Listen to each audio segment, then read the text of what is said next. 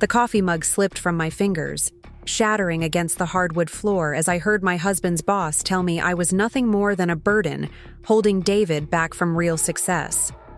What Bob Mitchell didn't know was that the company he worked for was about to be acquired by mine, and I held his career in my hands. Before we jump back in, tell us where you're tuning in from, and if this story touches you, make sure you're subscribed, because tomorrow I've saved something extra special for you. My name is Lisa Chen, and for the past 4 years, I've been living what most people would call a lie. Every morning, I wake up in our modest 2-bedroom apartment in Riverside District, kiss my husband David goodbye as he heads to his job at Sterling Financial Group, and watch him disappear into the routine of a life he thinks we're building together. What David doesn't know, what nobody in his world knows, is that while he's analyzing market trends for his mid-tier investment firm, I'm running a business empire that could buy his entire company without making a dent in our quarterly budget. The decision to hide my true identity wasn't born from malice or some elaborate scheme. When I met David 5 years ago at a coffee shop near the university, I was immediately drawn to his genuine nature. He didn't know my last name carried weight in the financial world, didn't recognize me from the rare business magazine covers I'd reluctantly appeared on, and most importantly, he liked me for who I was when I wasn't wearing designer suits and commanding boardrooms. For the first time in my adult life, someone valued my thoughts, my humor, my dreams, without the filter of dollar signs clouding their perception. David Chen, as he became after our wedding, believed he'd married a freelance business consultant who worked from home with modest clients.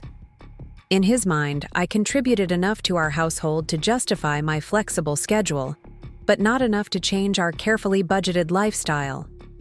He had no idea that the woman who clipped grocery store coupons and suggested we split appetizers at dinner was the same person who had been featured on Forbes's 30 Under 30 list 3 years running, and whose personal investment portfolio could fund a small country's infrastructure project. The elaborate nature of my deception required constant vigilance. I maintained a separate phone for business calls, conducted meetings from a downtown office David had never seen, and had my assistant route all mail to a post office box across town. When David asked about my work, I'd share carefully crafted stories about helping small businesses with their marketing strategies or assisting startup companies with operational planning. None of it was technically false. It was simply a microscopic fraction of what Chen Holdings International actually accomplished on any given Tuesday. Living this double life came with its own unique set of challenges.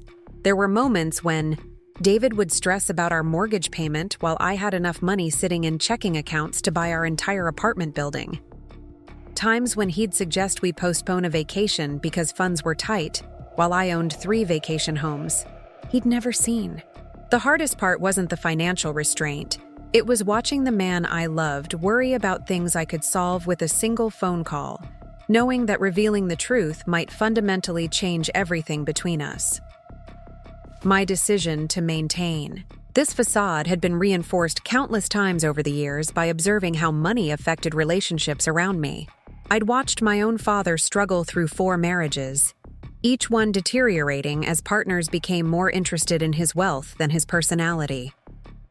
I'd seen friends' relationships crumble when financial imbalances created resentment, dependency, or suspicion. David loved me when he thought I was his equal, when he believed we were building something together from scratch, when our dreams felt equally attainable and our struggles equally shared.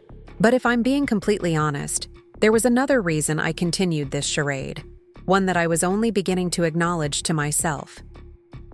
David's world at Sterling Financial Group had given me a front-row seat to observe how corporate culture treated people they perceived as unimportant.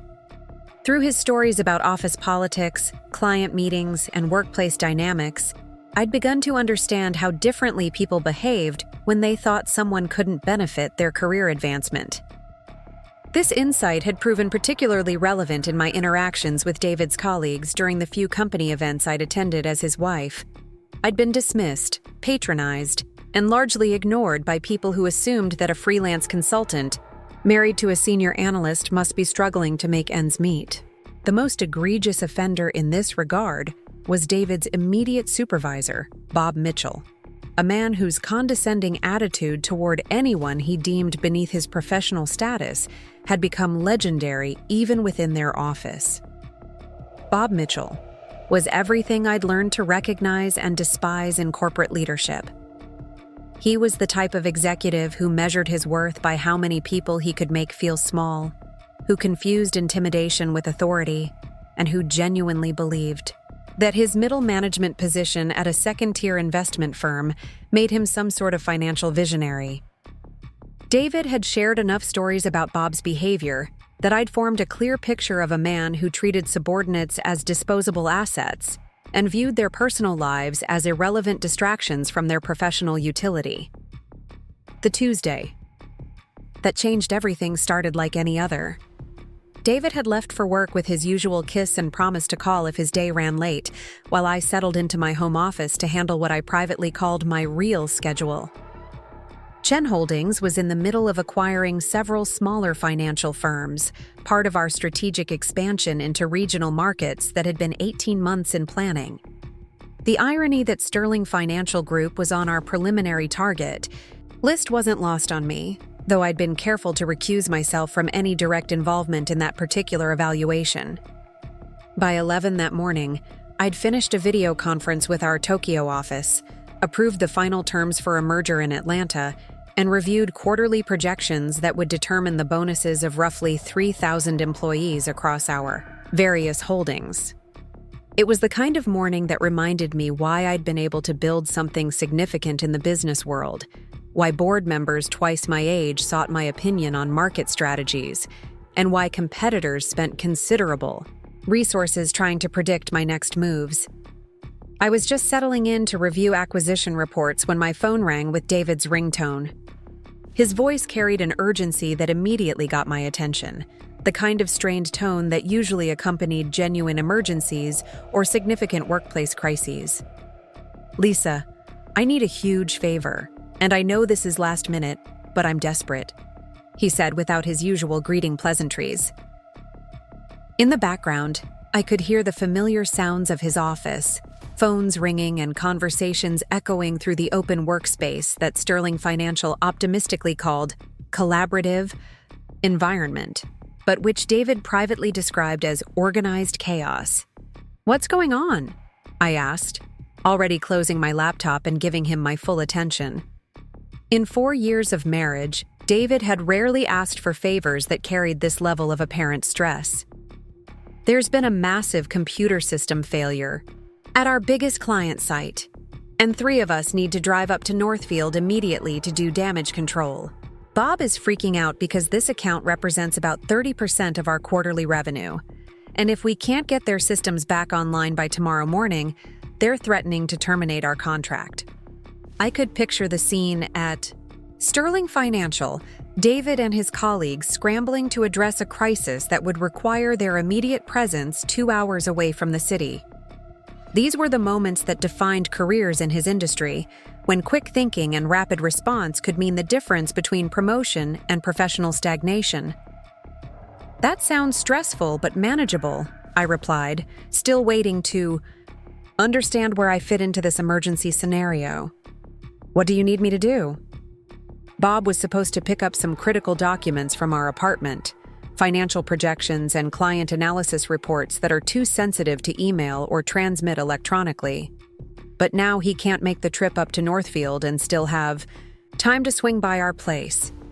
"Would you mind if he came by the apartment to get the files?" I left everything organized on my desk in the spare room. Preparing and narrating this story took us a lot of time, so if you are enjoying it, subscribe to our channel.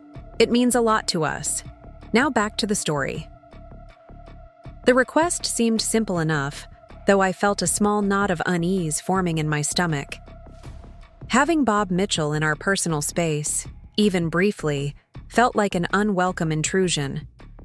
David had described his boss as someone who formed immediate and often permanent judgments about people based on superficial observations, and I'd carefully avoided spending any significant time around him during company events. Of course, I said, because refusing would have required explanations I wasn't prepared to give. When should I expect him? He'll probably be there around 2:30. I really appreciate this, Lisa. I know Bob can be a little intense, but it'll just be a quick pickup. The documents are in the manila folder labeled Northfield Analysis right on top of my desk. After we hung up, I found myself in an unfamiliar state of nervousness. In boardrooms filled with executives worth hundreds of millions of dollars, I commanded respect and attention.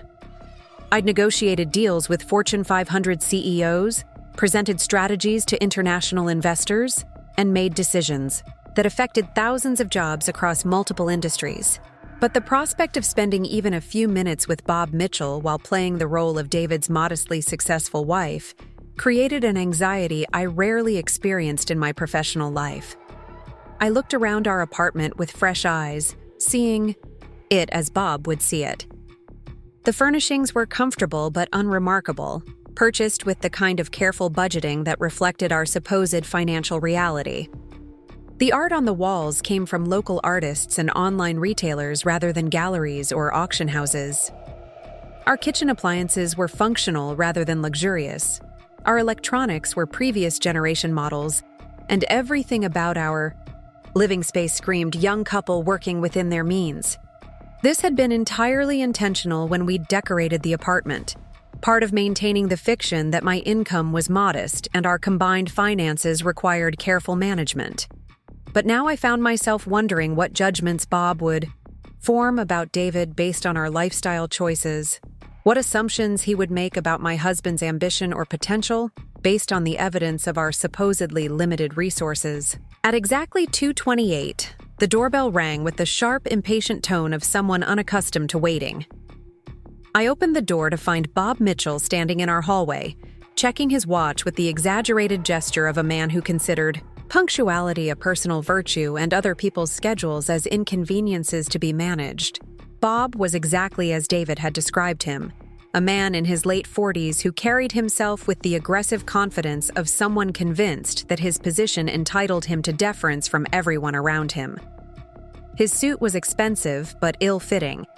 His shoes were polished to military precision, and his handshake was the type that squeezed just a little too hard and lasted just a little too long, a physical manifestation of his need to establish dominance in every interaction.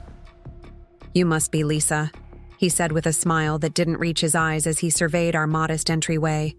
"David's told me so much about you."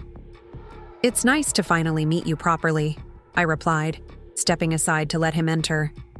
"David said you needed to pick up some documents from his desk?" "Right, the Northfield files. This whole situation is a perfect example of why we need team members who can handle pressure without falling apart," Bob said, as he followed me through our small living room toward the spare bedroom that served as David's home office. "Some people just aren't cut out for high-stakes client management." I led him to David's desk, where the manila folder was clearly visible exactly where my husband had indicated. Bob picked up the documents and flipped through them quickly, nodding with the self-important air of someone reviewing work he'd personally supervised. "David does solid analysis work," Bob said in a tone that somehow managed to make the compliment sound like faint praise. "He's reliable, follows instructions well, doesn't try to get too creative with his interpretations."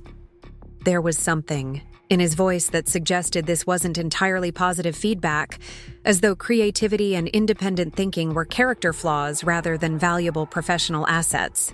I found myself bristling on David's behalf, though I kept my expression neutral.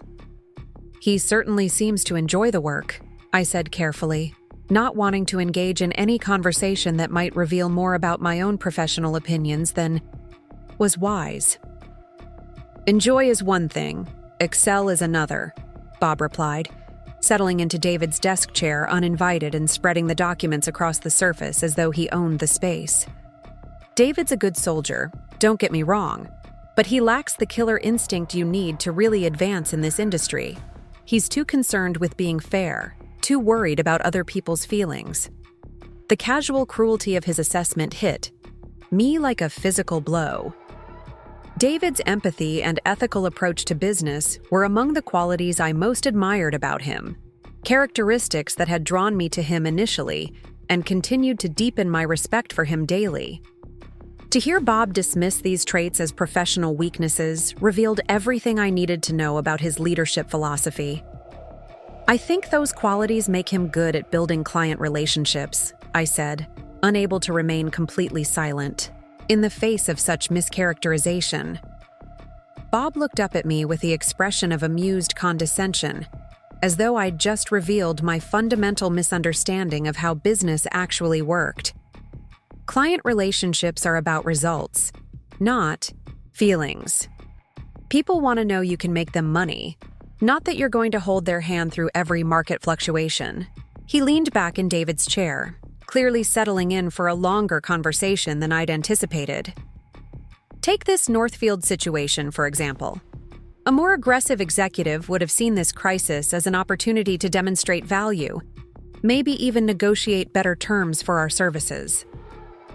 David's approach is to rush up there and fix their problems as quickly as possible, get everything back to normal without rocking the boat. "That sounds like good customer service," I said, genuinely confused by his criticism. "Customer service," Bob repeated with a laugh that contained no humor. "That's exactly the kind of thinking that keeps people in middle management their entire careers." "This isn't a retail store, Lisa. We're not here to make clients happy. We're here to make them dependent on our expertise." The more he spoke, the clearer it became that Bob viewed every professional relationship as a power struggle, to be won rather than a collaboration to be nurtured.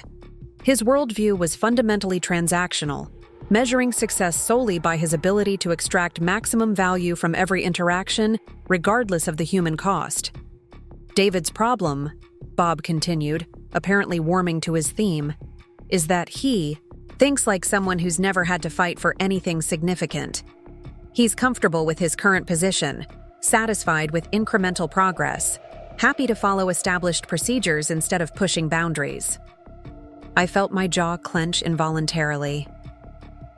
David had worked incredibly hard to reach his position at Sterling Financial, had earned his MBA while working full-time, had spent countless evenings studying market trends and developing analysis skills that his colleagues regularly sought out for guidance. The suggestion that his success had come easily was not only false, but insulting. "I think David works very hard," I said, my voice carrying a slight edge that I immediately regretted. "Oh, I'm sure he does," Bob replied dismissively. "But working hard and working smart are two different things. David puts in the hours, follows the procedures, meets his deadlines. But he doesn't think strategically about positioning himself for advancement, doesn't build the relationships that actually matter, doesn't make the kind of bold moves that get noticed by senior leadership." He gestured around David's modest home office with obvious disdain. "Look at this setup. Nice. Enough for someone starting out. But after 4 years with the company, shouldn't he be thinking bigger? Shouldn't there be signs of upward mobility, investment in his professional image, evidence that he's building towards something more significant?" The implication was clear. Our modest lifestyle reflected David's limited ambition rather than our deliberate choice to live below our means. Bob was judging my husband's professional potential based on the size of our television and the brand of our furniture, using material possessions as a measure of character and drive. "Maybe he has different priorities," I suggested, trying to keep my voice level. "Different priorities," Bob repeated thoughtfully. "That's certainly one way to put it. Another way would be to say he's chosen comfort over growth, security over risk, small thinking over big thinking." He stood up from David's chair and began pacing the small room with the restless energy of someone accustomed to commanding larger spaces. "The thing is, Lisa, in our industry, perception is reality. Clients want to work with executives who project success, who demonstrate that they understand how money works by the way they live their own lives." I felt a chill run down my spine as I began to understand where this conversation was heading. Bob wasn't just critiquing David's professional approach. He was building a case for why my husband wasn't suitable for advancement within Sterling Financial Group. David's a nice guy, reliable team player, does quality work within established parameters, Bob continued.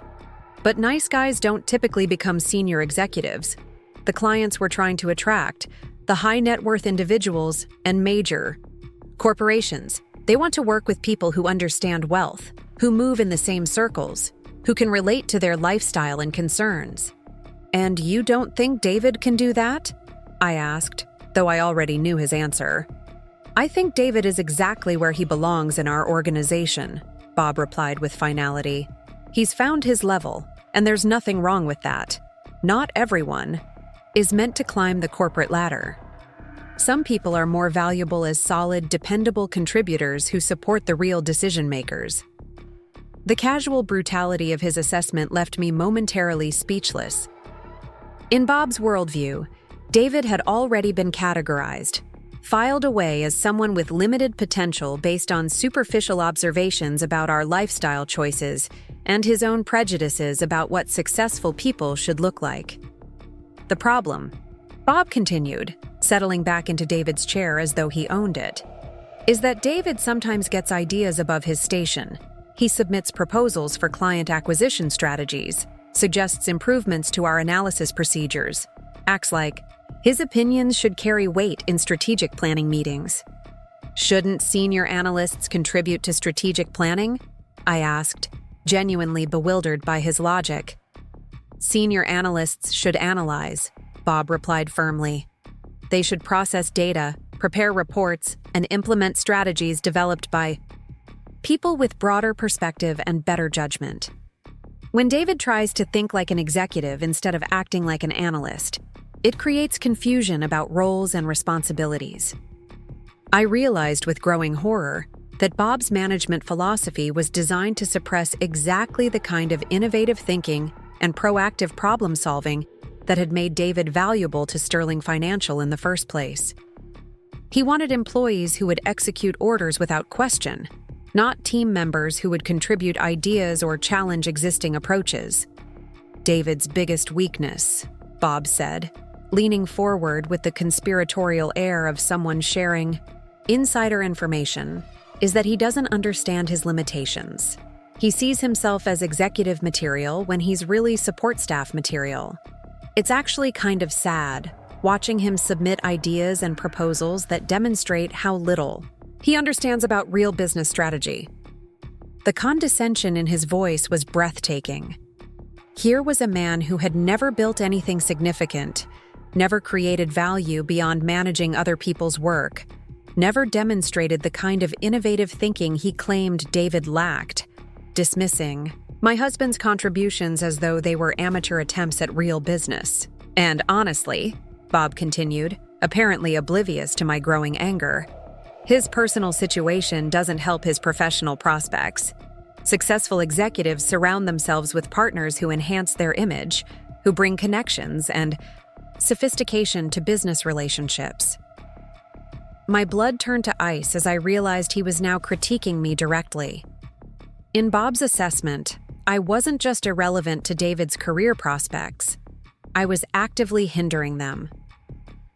Nothing personal, Bob added with a smile that suggested he knew exactly how personal his comments were. You seem like a perfectly nice person, but in our industry, clients notice everything. They notice what kind of car you drive, where you live, who you're married to, how your spouse presents themselves at company events. He looked around our modest apartment again, his gaze lingering on details that suddenly felt like evidence in a case against David's professional viability. This setup sends a message about priorities, about ambition levels, about understanding of what success looks like. I felt my hands beginning to shake with suppressed rage. This man was sitting in our home, in David's chair, using our hospitality as an opportunity to deliver a devastating critique of everything we'd built together, everything David had worked toward, everything I had carefully constructed to protect our relationship. The truth is, Bob said, standing up again and moving toward the window that overlooked our building's modest courtyard, David would probably be better off with someone who could help advance his career instead of just supporting his current level of achievement. The statement hung in the air like poison gas, seeping into every corner of the room and contaminating everything it touched. Bob had just suggested that David's marriage to me was holding him back professionally, that his love for someone he perceived as beneath his potential was limiting his opportunities for advancement. "I'm sure that sounds harsh," Bob continued, turning back to face me with mock sympathy. "But I've seen this pattern before. Good employees who get comfortable in their personal lives, who choose security over growth, who prioritize their relationships over their careers. It's a perfectly valid choice, but it comes with consequences." I stared at him, momentarily unable to form words as the full impact of his assessment settled over me. This man didn't just misunderstand David's potential. He actively despised everything my husband represented. David's integrity was weakness. His collaborative approach was lack of killer instinct. His love for me was poor strategic planning. "The thing is," Bob said, checking his watch again, "in today's market, we need executives who think bigger, who understand that personal choices have professional implications, who surround themselves with people who can open doors rather than people who are content with the doors that are already open." He picked up the manila folder from David's desk and tucked it under his arm with the satisfied air of someone who had accomplished more than just collecting documents. In his mind, this conversation had served a larger purpose, delivering a message that needed to be heard about realistic expectations and appropriate aspirations. "Anyway," Bob said, moving toward the door, "I should head back to the office before making the drive up to Northfield. Thanks for accommodating the pickup. Lisa, I hope this conversation has been as enlightening for you as it has been for me." As I followed him back through our living room toward the front door, I felt something fundamental shifting inside me. For 4 years, I had carefully maintained the fiction that allowed David to love me without the complications that came with my real identity. I had hidden my wealth, my influence, my connections, my power, all in service of preserving something pure and authentic in our relationship. But watching Bob Mitchell dismiss everything about David's character, everything about our life together, everything about my worth as a partner, I realized that my protective deception had created an opportunity for someone unworthy to wound someone I loved. My silence had enabled this man's cruelty. My hidden identity had allowed him to feel safe in his contempt. Bob paused at our front door, turning back with one final observation that would prove to be his ultimate mistake. "You know, Lisa, David's a good guy, but he's never going to be more than what he is right now. This apartment, this lifestyle, this level of achievement, this is his ceiling. And honestly, that ceiling is probably lower than it could be if he had a partner who understood how success actually works in our industry." He opened our door and stepped into the hallway, completely unaware that he had just signed his own professional death warrant. "Take care of yourself. And maybe think about whether you're helping David reach his potential or just enabling him to stay comfortable with mediocrity." The door closed behind him with a soft click that seemed to echo through our apartment like a gunshot. I stood in our entryway, surrounded by the modest furnishings and careful budget choices that had allowed me to hide in plain sight for 4 years, feeling the last vestiges of my carefully constructed normal life crumbling around me. Bob Mitchell had no idea who he had just insulted, whose marriage he had just attacked, whose husband he had just systematically demolished. He didn't know that the woman he'd dismissed as a burden holding David back was actually the CEO of Chen Holdings International, one of the largest private investment firms on the West Coast. He didn't know that the modest apartment he'd used as evidence of David's limited ambition belonged to someone who owned properties in 6 different cities. He didn't know that the lifestyle he'd criticized as settling for mediocrity was actually a deliberate choice made by someone who could afford any lifestyle she wanted. Most importantly, Bob Mitchell didn't know that Sterling Financial Group had been on Chen Holdings' acquisition target list for 8 months, and that the final approval, For that acquisition was scheduled to cross my desk within the next 2 weeks. As I stood in our suddenly too small apartment, feeling the weight of Bob's words settling into permanent memory, I made a decision that would change everything. I was done hiding. I was done protecting David from knowledge that could transform his life. I was done allowing someone like Bob Mitchell to feel safe in his small-minded cruelty. It was time for Bob to learn exactly whose husband he had been underestimating, exactly whose marriage he had been attacking, and exactly whose professional judgment he had been questioning. It was time for him to discover that the woman he'd dismissed as dead weight in David's career was actually about to become his new boss. The game had changed, and Bob Mitchell had no idea that he was no longer playing against someone he could intimidate or dismiss. He was about to face someone who had built an empire while he was climbing a corporate ladder, someone who understood real power while he was content with borrowed authority, someone who was about to teach him the difference between actual success and the illusion of importance.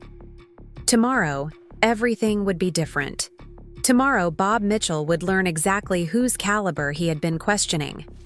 After Bob left, I stood motionless in our hallway for what felt like hours, but was probably only minutes, processing the magnitude of what had just occurred. The silence in our apartment felt different now, charged with the electricity of a decision that would reshape everything David and I had built together. For 4 years, I had been Lisa Chen, the freelance consultant, the supportive wife who clipped coupons and suggested splitting appetizers. In the span of one devastating conversation, Bob Mitchell had shattered that carefully constructed identity and forced me to confront who I really was. I walked slowly back to David's home office, where the indentation in his desk chair still marked where Bob had sat while systematically dismantling my husband's professional prospects. The room felt contaminated by his presence, tainted by the casual cruelty of his assessment. But more than anger, I felt a profound sense of clarity settling over me like armor being fitted piece by piece. Moving to my own home office, I unlocked the filing cabinet that David believed contained client folders for my consulting work. Instead, I pulled out documents that told the real story of Lisa Chen: incorporation papers for Chen Holdings International, quarterly reports showing revenues that exceeded Sterling Financial's annual gross by a factor of 12, property deeds for commercial buildings in 3 major cities, and acquisition proposals that represented more money than Bob Mitchell would see in 10 lifetimes. The irony was almost poetic. While Bob had been lecturing me about David's limitations and my own inadequacy as a corporate spouse, he had been sitting 20 feet away from evidence that I controlled more wealth and wielded more genuine business influence than he could comprehend. The modest apartment he'd used as proof of our limited ambitions was maintained by someone who could purchase his entire company as easily as buying groceries. I opened my laptop and accessed the secure portal that connected me to Chen Holdings' main servers. The familiar interface of my real professional life felt like coming home after a long journey in foreign territory. Stock portfolios worth hundreds of millions of dollars, real estate holdings spanning multiple continents, private equity investments in emerging technologies that would define the next decade of economic growth. This was my actual world, the empire I had built while pretending to struggle with household budgets and modest consulting fees. The Sterling Financial Group file was exactly where I expected to find it, in the preliminary acquisition folder that my team had been developing for the past 8 months. I opened the comprehensive analysis with a mixture of professional interest and personal vindication. Sterling Financial was exactly the type of regional investment firm that Chen Holdings typically acquired as part of our expansion strategy. Solid client base, decent market position, competent mid-level staff, but limited by unimaginative leadership and outdated operational approaches. The due diligence report painted a picture of a company with significant untapped potential being held back by executives who prioritized maintaining their own positions over driving real growth. Bob Mitchell's name appeared 14 times in the assessment, always in contexts that highlighted his resistance to innovation, his tendency to micromanage talented employees, and his failure to develop the kind of client relationships that sustained long-term business success. Reading through the detailed analysis, I realized that David's contributions to Sterling Financial were not only recognized by our research team, but specifically highlighted as examples of the kind of strategic thinking that could drive improved performance under new ownership. His client retention rates, his success with complex analysis projects, and his ability to identify emerging market opportunities had all been noted as valuable assets that justified the acquisition price. The contrast between our objective professional assessment and Bob's subjective personal judgments was staggering. Where Bob saw David as limited and unambitious, our analysis identified him as exactly the type of employee who thrived under leadership that valued innovation over hierarchy. Where Bob dismissed David's collaborative approach as weakness, our team recognized it as the kind of client-focused strategy that built sustainable competitive advantages. I picked up my secure phone and dialed a number I rarely use during personal hours. My assistant Sandra answered on the first ring, her voice carrying the crisp professionalism that had made her indispensable over the past 3 years. "Good afternoon, Ms. Chen. I wasn't expecting to hear from you until tomorrow's board meeting. Sandra, I need you to accelerate the Sterling Financial acquisition timeline. How quickly can we move from preliminary approval to final execution?" There was a brief pause as she processed the unusual urgency in my request. Sandra had managed hundreds of similar transactions and knew that acceleration typically indicated either exceptional opportunity or significant competitive pressure. "The due diligence is complete, the financing is already approved, and legal has prepared all the necessary documentation," she replied thoughtfully. "If you're willing to waive the standard 30-day review period, we could have papers ready for signature by Friday and complete the transition within 2 weeks. Make it happen. And Sandra, I want to personally handle the management transition meetings. Clear my calendar for next week and set up individual sessions with all department heads and senior staff." "Of course. May I ask what's prompted this accelerated timeline?" I looked around our modest apartment, thinking about Bob's assessment of David's limitations and his suggestion that I was holding my husband back from reaching his potential. Let's call it a strategic opportunity that requires immediate action. After ending the call, I spent the next hour reviewing Sterling Financial's organizational chart and employee records, with the focused intensity I typically reserved for major international deals. The picture that emerged was remarkably consistent with what David had shared about his workplace over the years. A company filled with talented professionals being constrained by leadership that prioritized control over growth. Bob Mitchell's management style, as documented in exit interviews and performance reviews, created exactly the kind of toxic environment that Chen Holdings specialized in transforming. Employees reported feeling undervalued, their ideas dismissed, their contributions minimized in favor of maintaining existing power structures. The turnover rate in Bob's department was nearly double the industry average, while client satisfaction scores consistently lagged behind firms of comparable size and scope. David's name appeared throughout the positive performance indicators, consistently rated among the top performers in client relations, analytical accuracy, and innovative problem-solving. His suggestions for operational improvements had been routinely dismissed by Bob, despite being supported by data that clearly demonstrated their potential value. It was a textbook case of managerial incompetence limiting organizational potential. I closed the laptop and walked to the window that overlooked our building's courtyard, the same view that Bob had used as evidence of David's limited ambitions. Tomorrow, everything would change.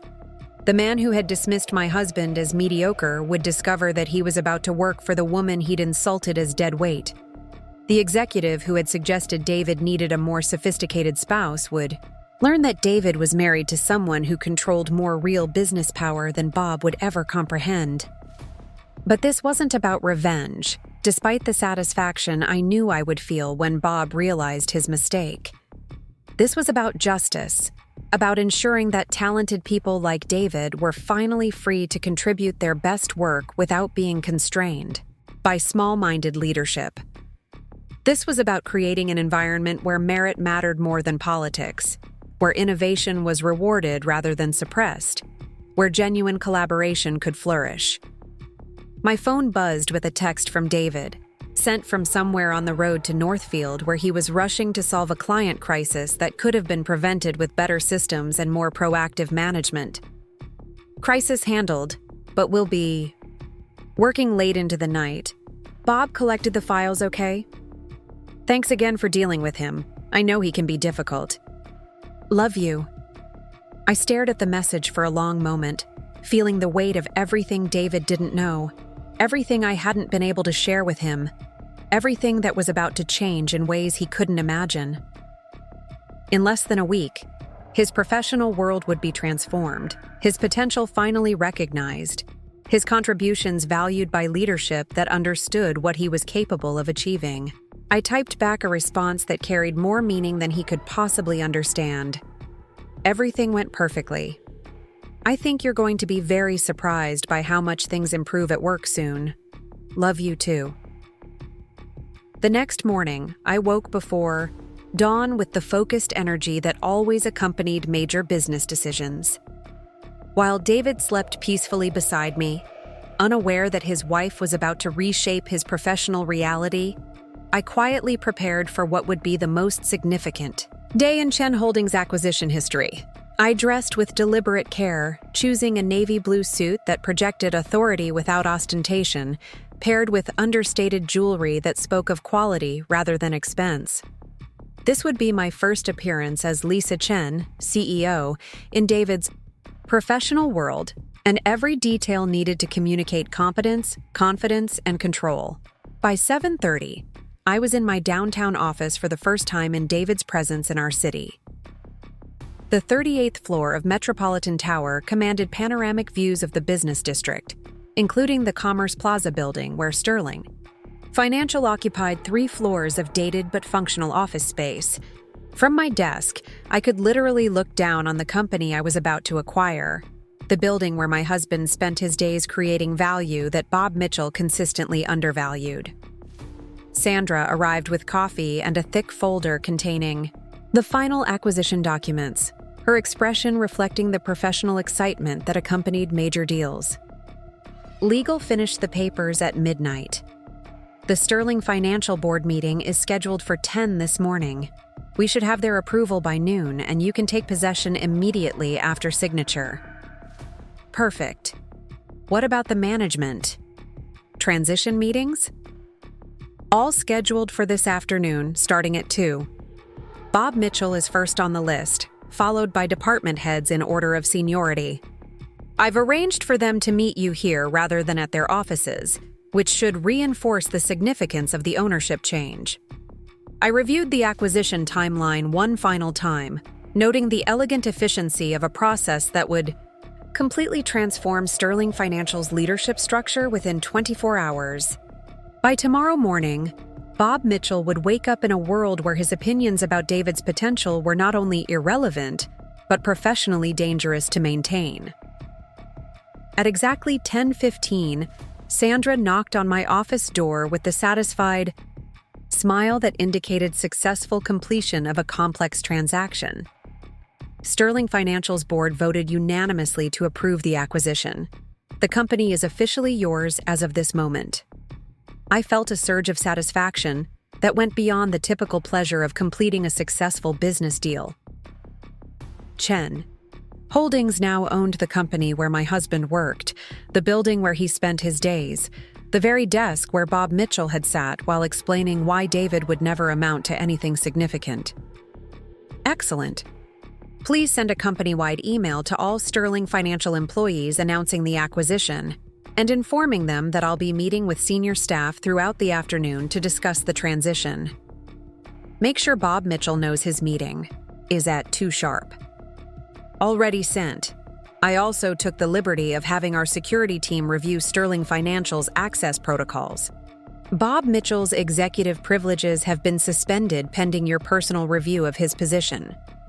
The subtle efficiency of Sandra's preparation reminded me why I valued her judgment so highly. In the corporate world, information was power, and controlling access to that information was often the difference between smooth transitions and chaotic upheavals. I spent the next hour reviewing employee files one final time, preparing for conversations that would determine the future of dozens of professional careers. David's file was particularly interesting when viewed through the lens of actual ownership rather than Bob's distorted perspective. His performance metrics were consistently excellent, his client feedback was overwhelmingly positive, and his suggestions for operational improvements demonstrated exactly the kind of strategic thinking that Chen Holdings valued in potential executives.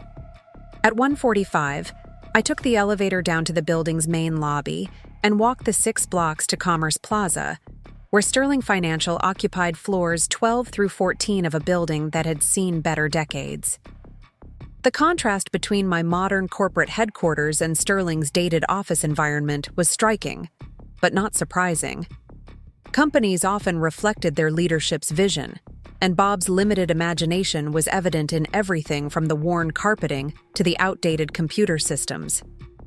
I rode the elevator to the 14th floor, where Sterling Financial's executive offices were located, and announced myself to the receptionist with words I had been anticipating for hours. Lisa Chen, CEO of Chen Holdings International, here, for my 2 o'clock meeting with Bob Mitchell. The young woman's eyes widened with recognition of the name that had appeared in that morning's acquisition announcement, and she quickly directed me to the conference room where Bob was waiting. Through the glass walls, I could see him pacing nervously, clearly uncomfortable with being summoned to meet his new owner, rather than conducting business on his own terms. I opened the conference room door and stepped inside, watching Bob's face carefully as he processed my appearance.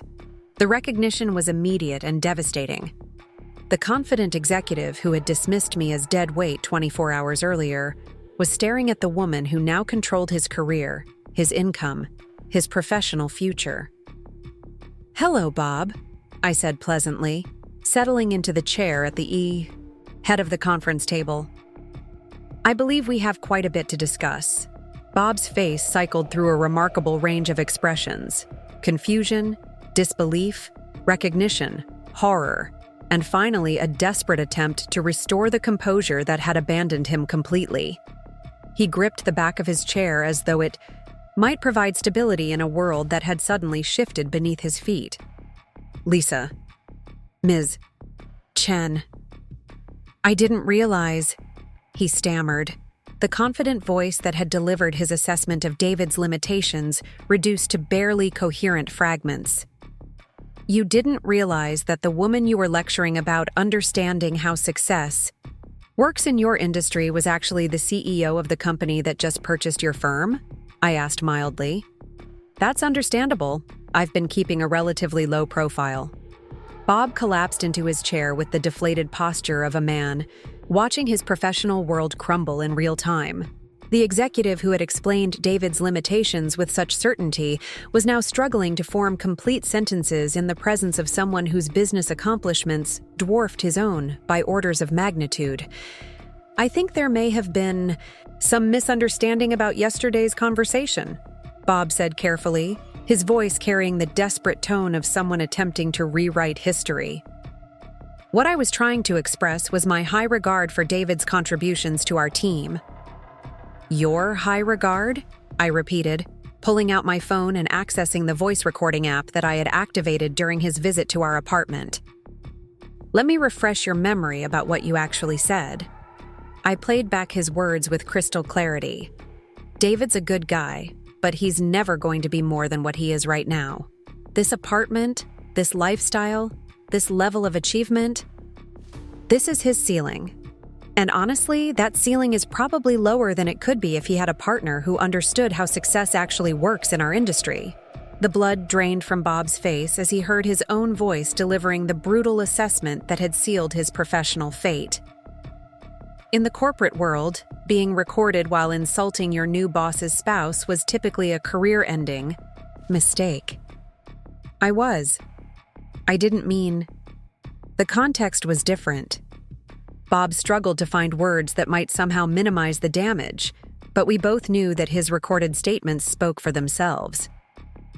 "The context," I replied calmly, "was you sitting in our home, using our hospitality as an opportunity to explain why my husband lacks ambition and why I'm holding him back from reaching his potential. The context was you judging David's professional worth based on our apartment furniture and suggesting he needed a more sophisticated spouse." Bob's mouth opened and closed wordlessly, like a fish gasping for air on dry land. The man who had been so confident in his assessments 24 hours earlier was now confronting the reality that he had systematically insulted someone who could destroy his career with a single decision. "Miss Chen, please, I think we can work past this misunderstanding," Bob said desperately.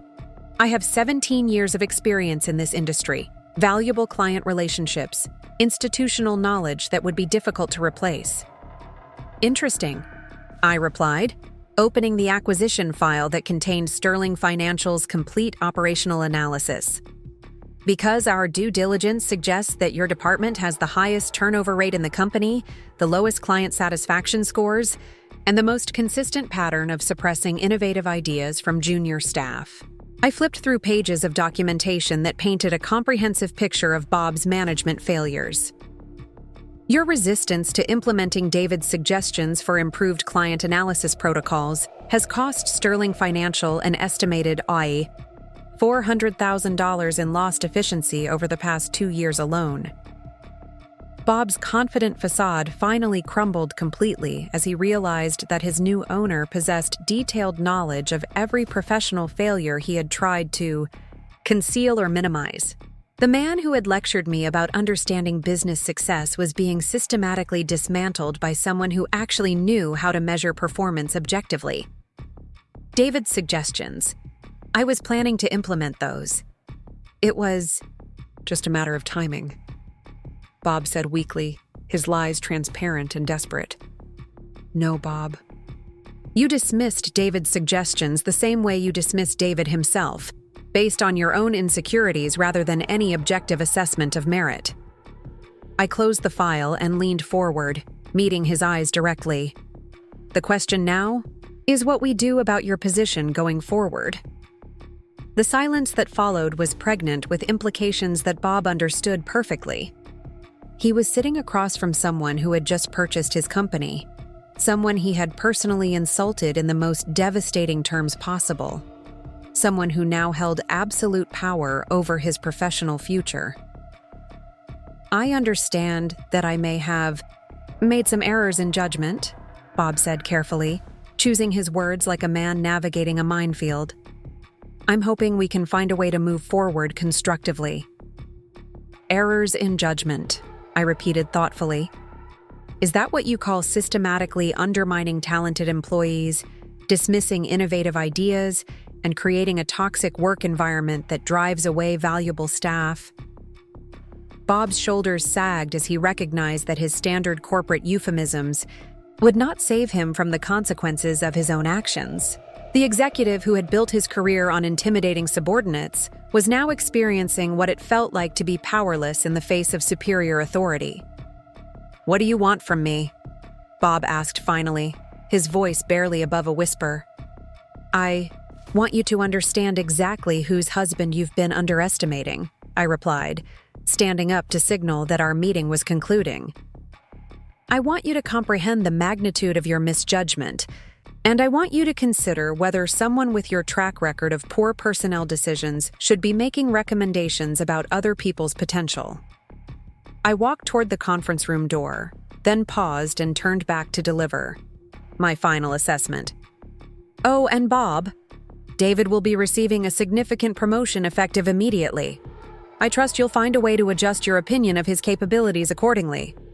The last thing I saw as I left the conference room was Bob Mitchell sitting alone at the table, staring at his hands, finally understanding that the woman he had dismissed as dead weight was actually the most powerful person he had ever encountered in his professional life. Tomorrow would bring conversations with Sterling Financial's other executives, discussions about operational improvements, and the beginning of a transformation that would unlock the company's true potential. but today had accomplished its most important purpose. Bob Mitchell now knew exactly whose caliber he had been questioning, and that knowledge would reshape every interaction for the rest of his career. The afternoon sun streamed through the floor-to-ceiling windows of my Metropolitan Tower office as I prepared for the most crucial phase of my plan. Bob Mitchell's devastated expression was still fresh in my memory, but his humiliation was merely the opening act of a much larger performance. The real work lay ahead, transforming Sterling Financial from a company constrained by mediocre leadership into an organization that could reach its true potential. Sandra knocked softly and entered, with her usual precise timing. The remaining management meetings are scheduled every 30 minutes starting at 3. David Chen's personnel file has been updated with his new executive status, and I've prepared promotion announcements for the other employees your analysis flagged as undervalued. I reviewed the list of names, recognizing several from David's stories about colleagues whose ideas had been dismissed or whose contributions had been minimized. These were the people who would form the backbone of Sterling Financial's renaissance, the talented professionals who had been waiting for leadership that valued substance over politics. What about David himself? Has he returned from Northfield? His team arrived back in the city an hour ago. According to the GPS tracker on company vehicles, they're currently at Sterling Financial debriefing about the client situation. David doesn't know about the acquisition yet. This timing was perfect. While David was handling the aftermath of yesterday's crisis, completely unaware that his professional world had been revolutionized, I was orchestrating meetings that would reshape every aspect of his daily experience. By the time he learned about Chen Holdings' acquisition of Sterling Financial, the groundwork for his promotion would already be in place. The conference room on Sterling Financial's 14th floor had been transformed into my temporary headquarters, complete with secure internet connections, legal documentation, and a clear view of the cubicle area where David was undoubtedly preparing reports about their successful resolution of the Northfield emergency. From this vantage point, I could observe the company that was now mine while remaining invisible to the husband whose career I was about to transform.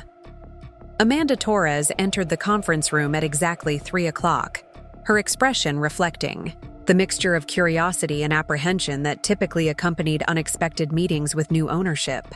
Amanda was Sterling Financial's Director of Client Relations, a position she had earned through consistently excellent performance, despite Bob's tendency to take credit for her most successful initiatives. Ms. Chen, thank you for meeting with me, Amanda said, settling into the chair across from me with professional composure that didn't quite mask her underlying nervousness. I have to admit, this acquisition came as quite a surprise to everyone. I imagine it did, I replied, studying Amanda's face carefully. According to my research, she was exactly the type of employee who thrived under supportive leadership, but had been systematically undervalued by Bob's management approach. Tell me about your experience at Sterling Financial. What's working? Well, and what could be improved? Amanda's eyes flickered with the cautious hope of someone who had been waiting years for leadership that actually wanted to hear honest feedback. We have incredibly talented people throughout the organization. David Chen in analysis, Jennifer Walsh in operations, Marcus Rodriguez in our technical support division. People with innovative ideas and genuine commitment to client success. She paused, clearly weighing how much honesty was appropriate in this conversation. The challenge has been creating an environment where those ideas can be implemented and where people feel valued for their contributions rather than just their ability to follow established procedures. This was exactly the assessment I had expected based on exit interviews and performance data. Sterling Financial's problems weren't rooted in lack of talent or market opportunity, but in leadership that prioritized maintaining control over fostering growth. What about Bob Mitchell's management style? How has that affected departmental performance? Amanda's professional mask slipped slightly, revealing frustration that had been carefully concealed for years. Bob is very focused on hierarchy and maintaining clear chains of command. He prefers that ideas flow from senior management down to staff rather than encouraging input from people who work directly with clients.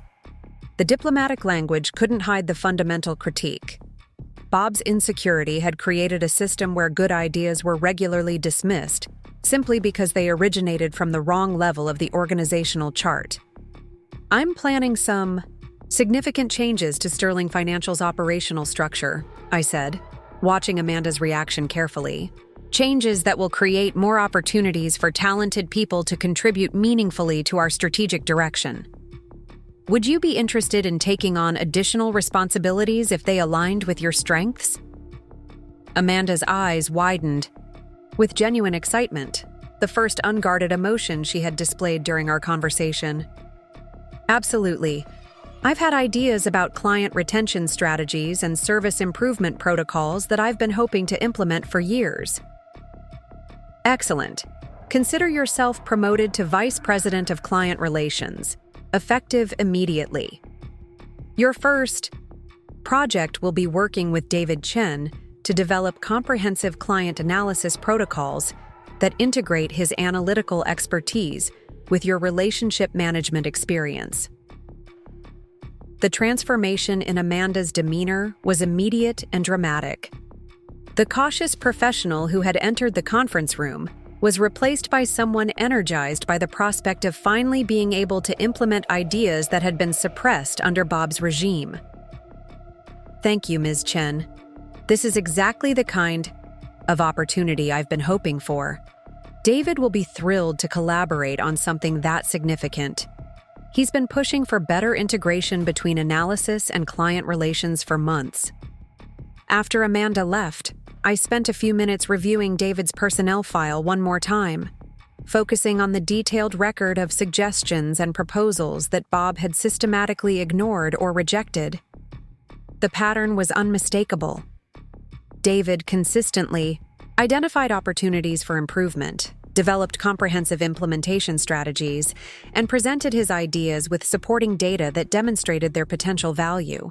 Bob's responses had been equally consistent: deflection, dismissal, and delegation to less capable colleagues who could be relied upon not to challenge his authority. Jennifer Walsh arrived promptly at 3:30, her stride confident despite the obvious stress of meeting with new ownership under uncertain circumstances. Jennifer managed Sterling Financial's operational systems, a position that required both technical expertise and diplomatic skill in dealing with Bob's resistance to modernization.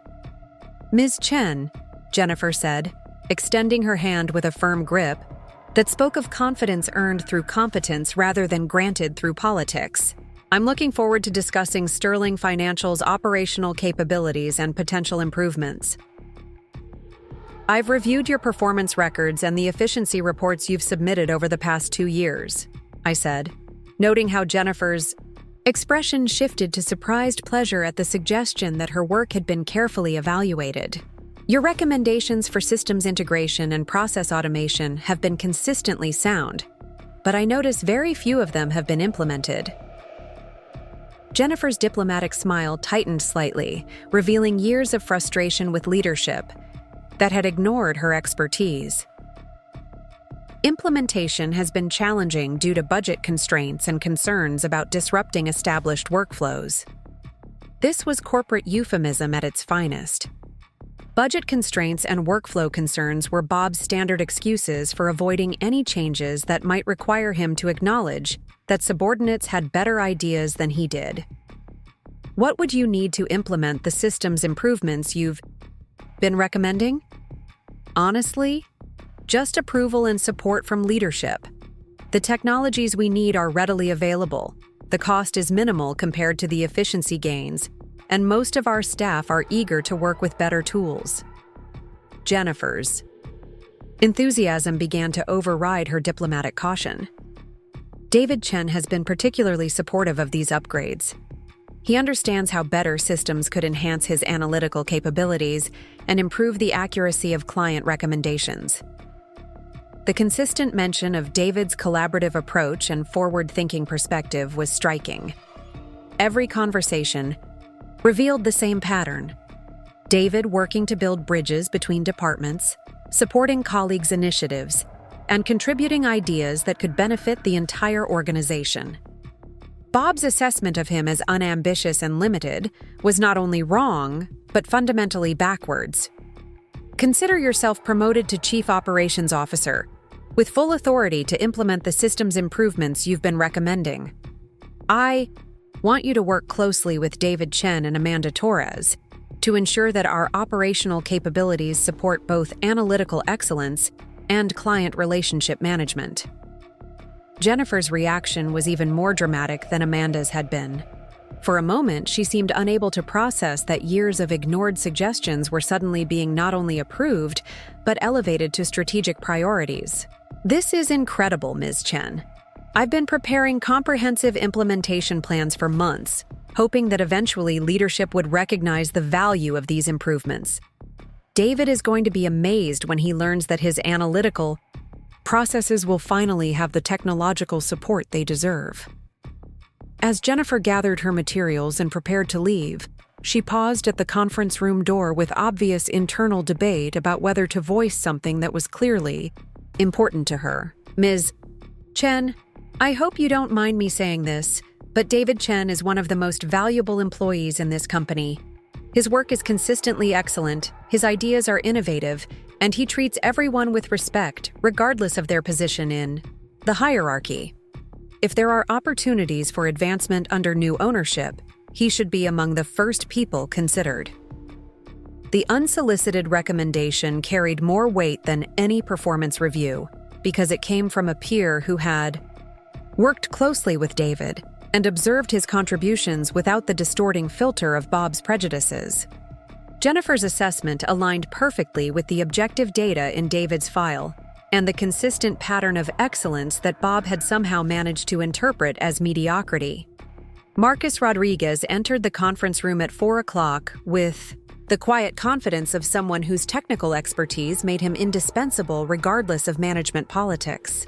As Sterling Financial's IT director, Marcus had been responsible for maintaining systems that Bob refused to upgrade, while somehow managing to keep operations running smoothly despite increasingly obsolete infrastructure. Ms. Chen, it's a pleasure to meet you, Marcus said, his greeting carrying the relief of someone who hoped new ownership might finally invest in the technological capabilities his department desperately needed. I'm looking forward to discussing our current systems and potential improvements. I understand you've been working with severely limited resources for quite some time, I said, noting how Marcus's expression immediately shifted to surprised, gratitude at having his challenges acknowledged rather than dismissed. What would you need to bring Sterling Financial's technology infrastructure up to current industry standards?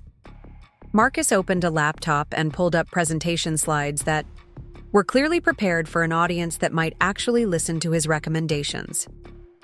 The core systems are functional, but outdated.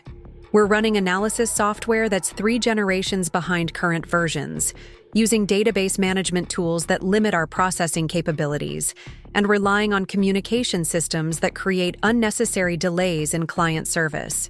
He clicked through detailed comparisons that demonstrated how Sterling Financial's technological limitations were creating competitive disadvantages that could be easily remedied with appropriate investment.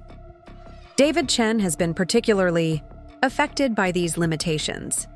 His analytical models could be significantly more sophisticated with better processing power and current software versions. Once again, David's name emerged as central to discussions about Sterling Financial's potential for improvement. Every department head identified him as someone whose contributions were constrained by Bob's refusal to provide adequate support rather than by any personal limitations. What kind of timeline would be required to implement comprehensive system upgrades?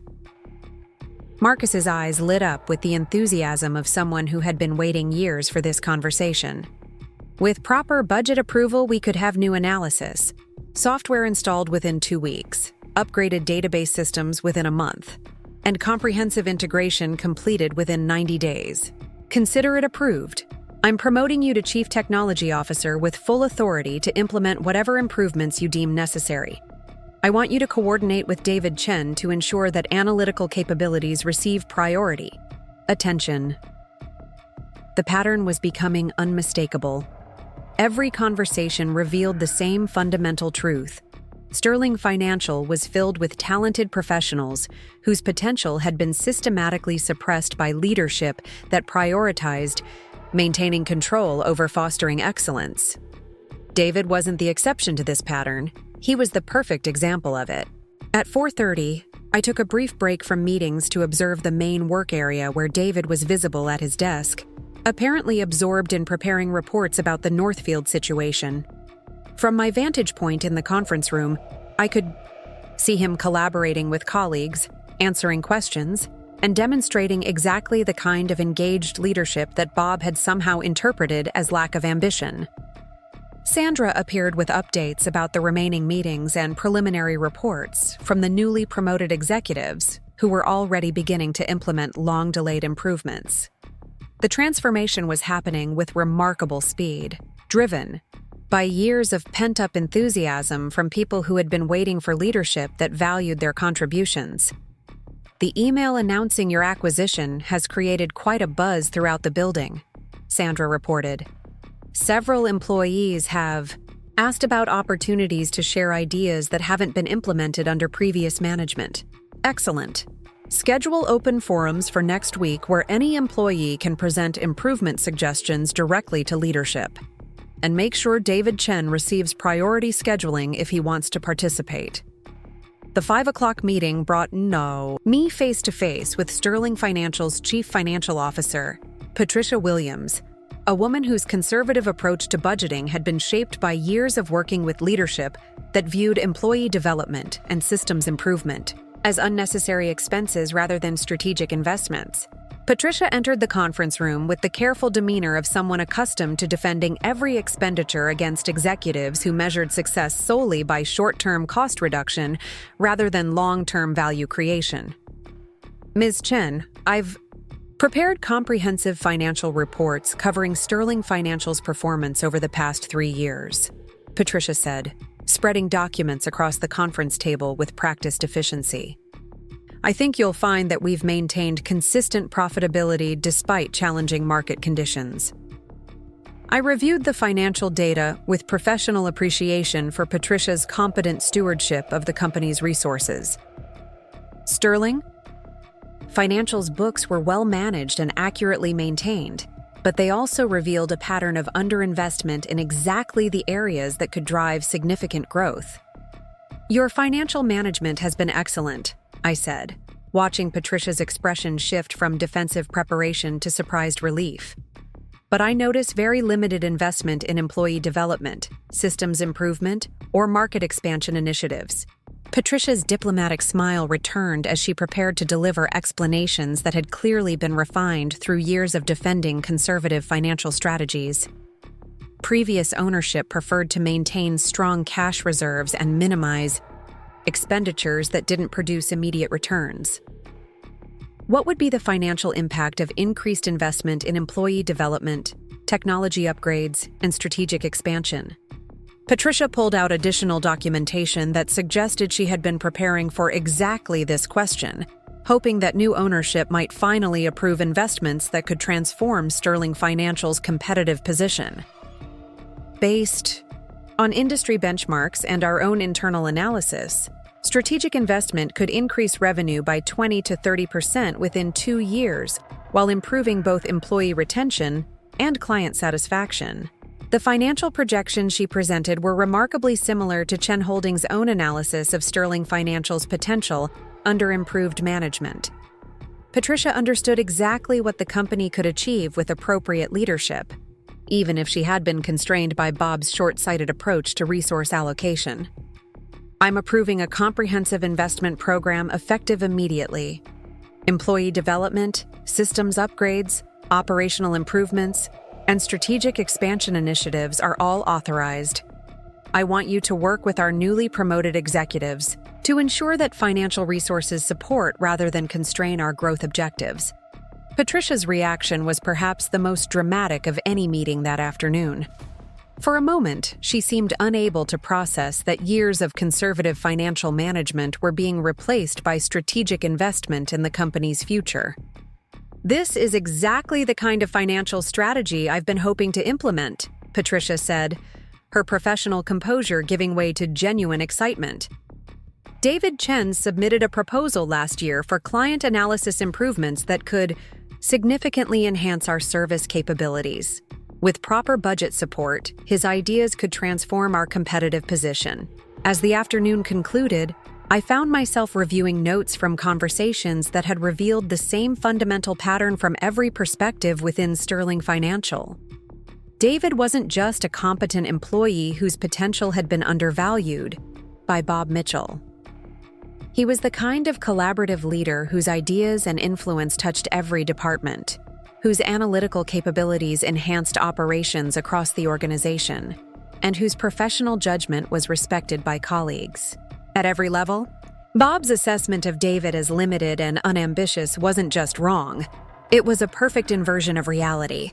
David was the employee that other employees looked to for guidance, the colleague whose suggestions improved everyone's work, the professional whose success elevated the entire organization's performance. At 6 o'clock, I positioned myself near the elevator banks on Sterling Financial's main floor, timing my presence to coincide with David's departure from the office. Through careful positioning behind a decorative pillar, I could observe him, saying goodbye to colleagues without being visible myself. What I witnessed was a perfect illustration of everything the afternoon's meetings had revealed.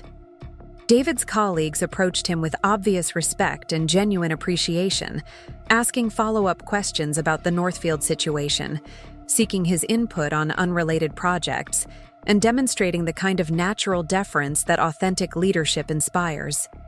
Amanda Torres stopped by David's desk with obvious excitement about something she couldn't quite contain, speaking in animated whispers that suggested significant news she was eager to share.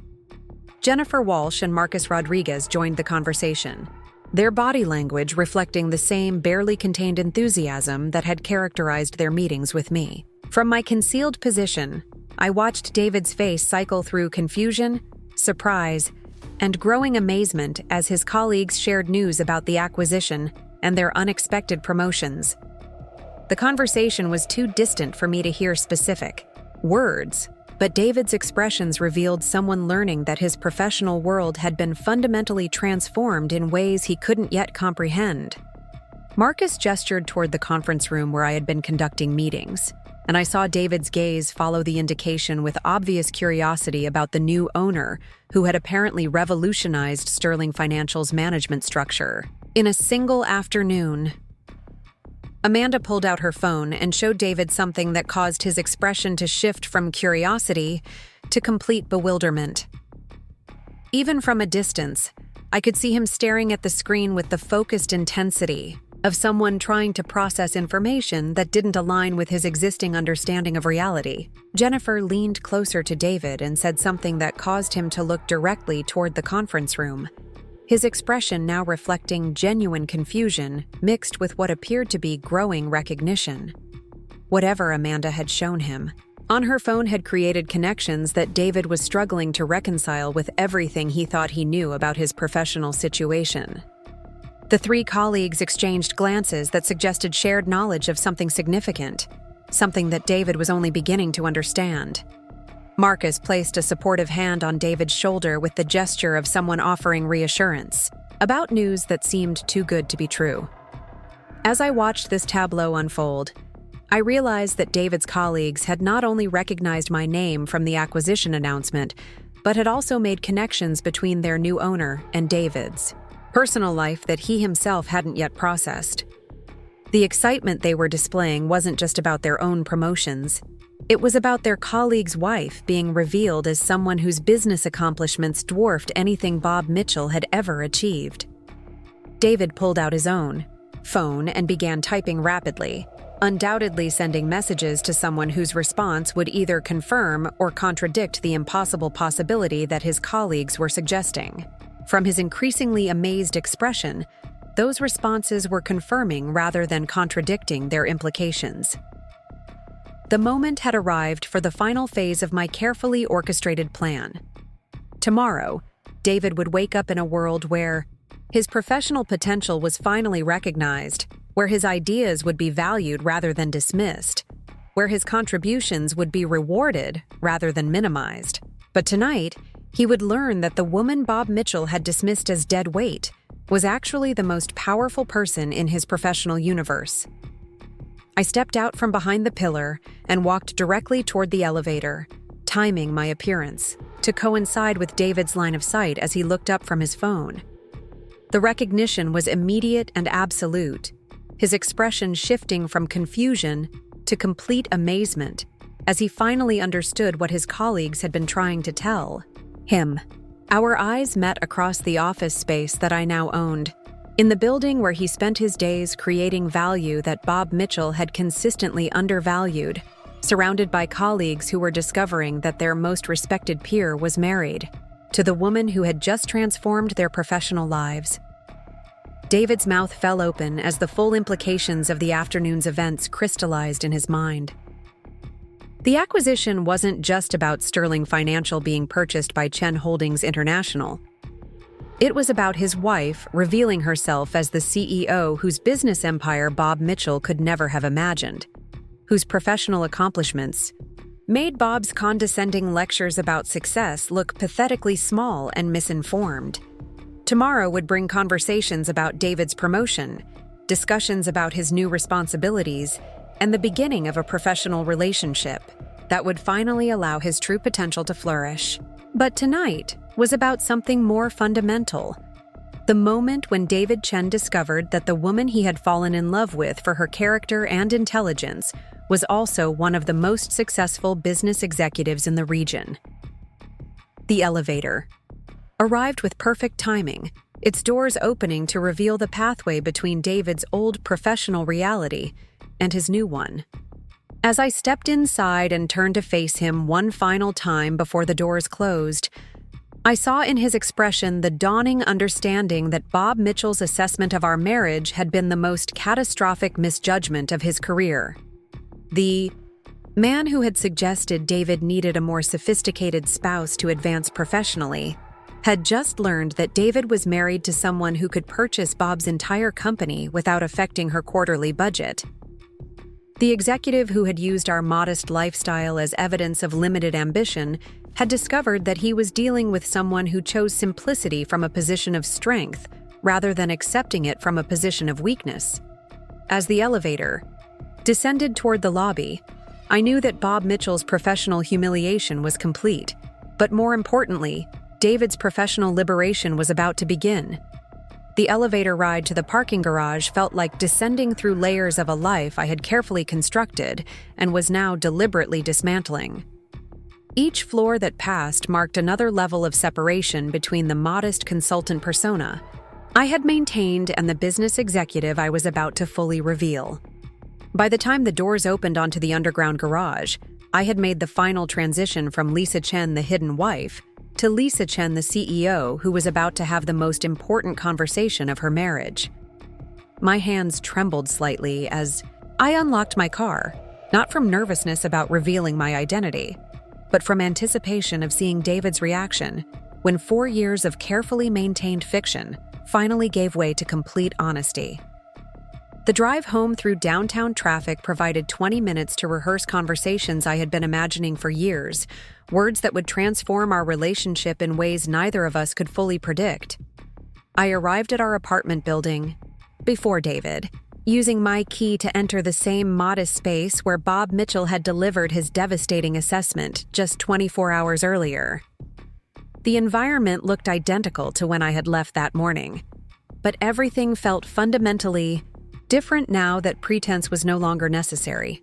The furniture Bob had used as evidence of our limited ambitions, the modest decorations he had interpreted as proof of David's narrow thinking, the careful budget choices that had allowed me to hide in plain sight for 4 years. I moved through our living room, removing subtle traces of my deception, small items I had hidden or downplayed to maintain the illusion of financial constraint. A cashmere throw that I had kept in the bedroom closet because it looked too expensive for our supposed budget. a limited edition art book that I had stored in the spare room because its price tag would have raised questions. A watch my father had given me for my 30th birthday that I wore only when David was traveling for work.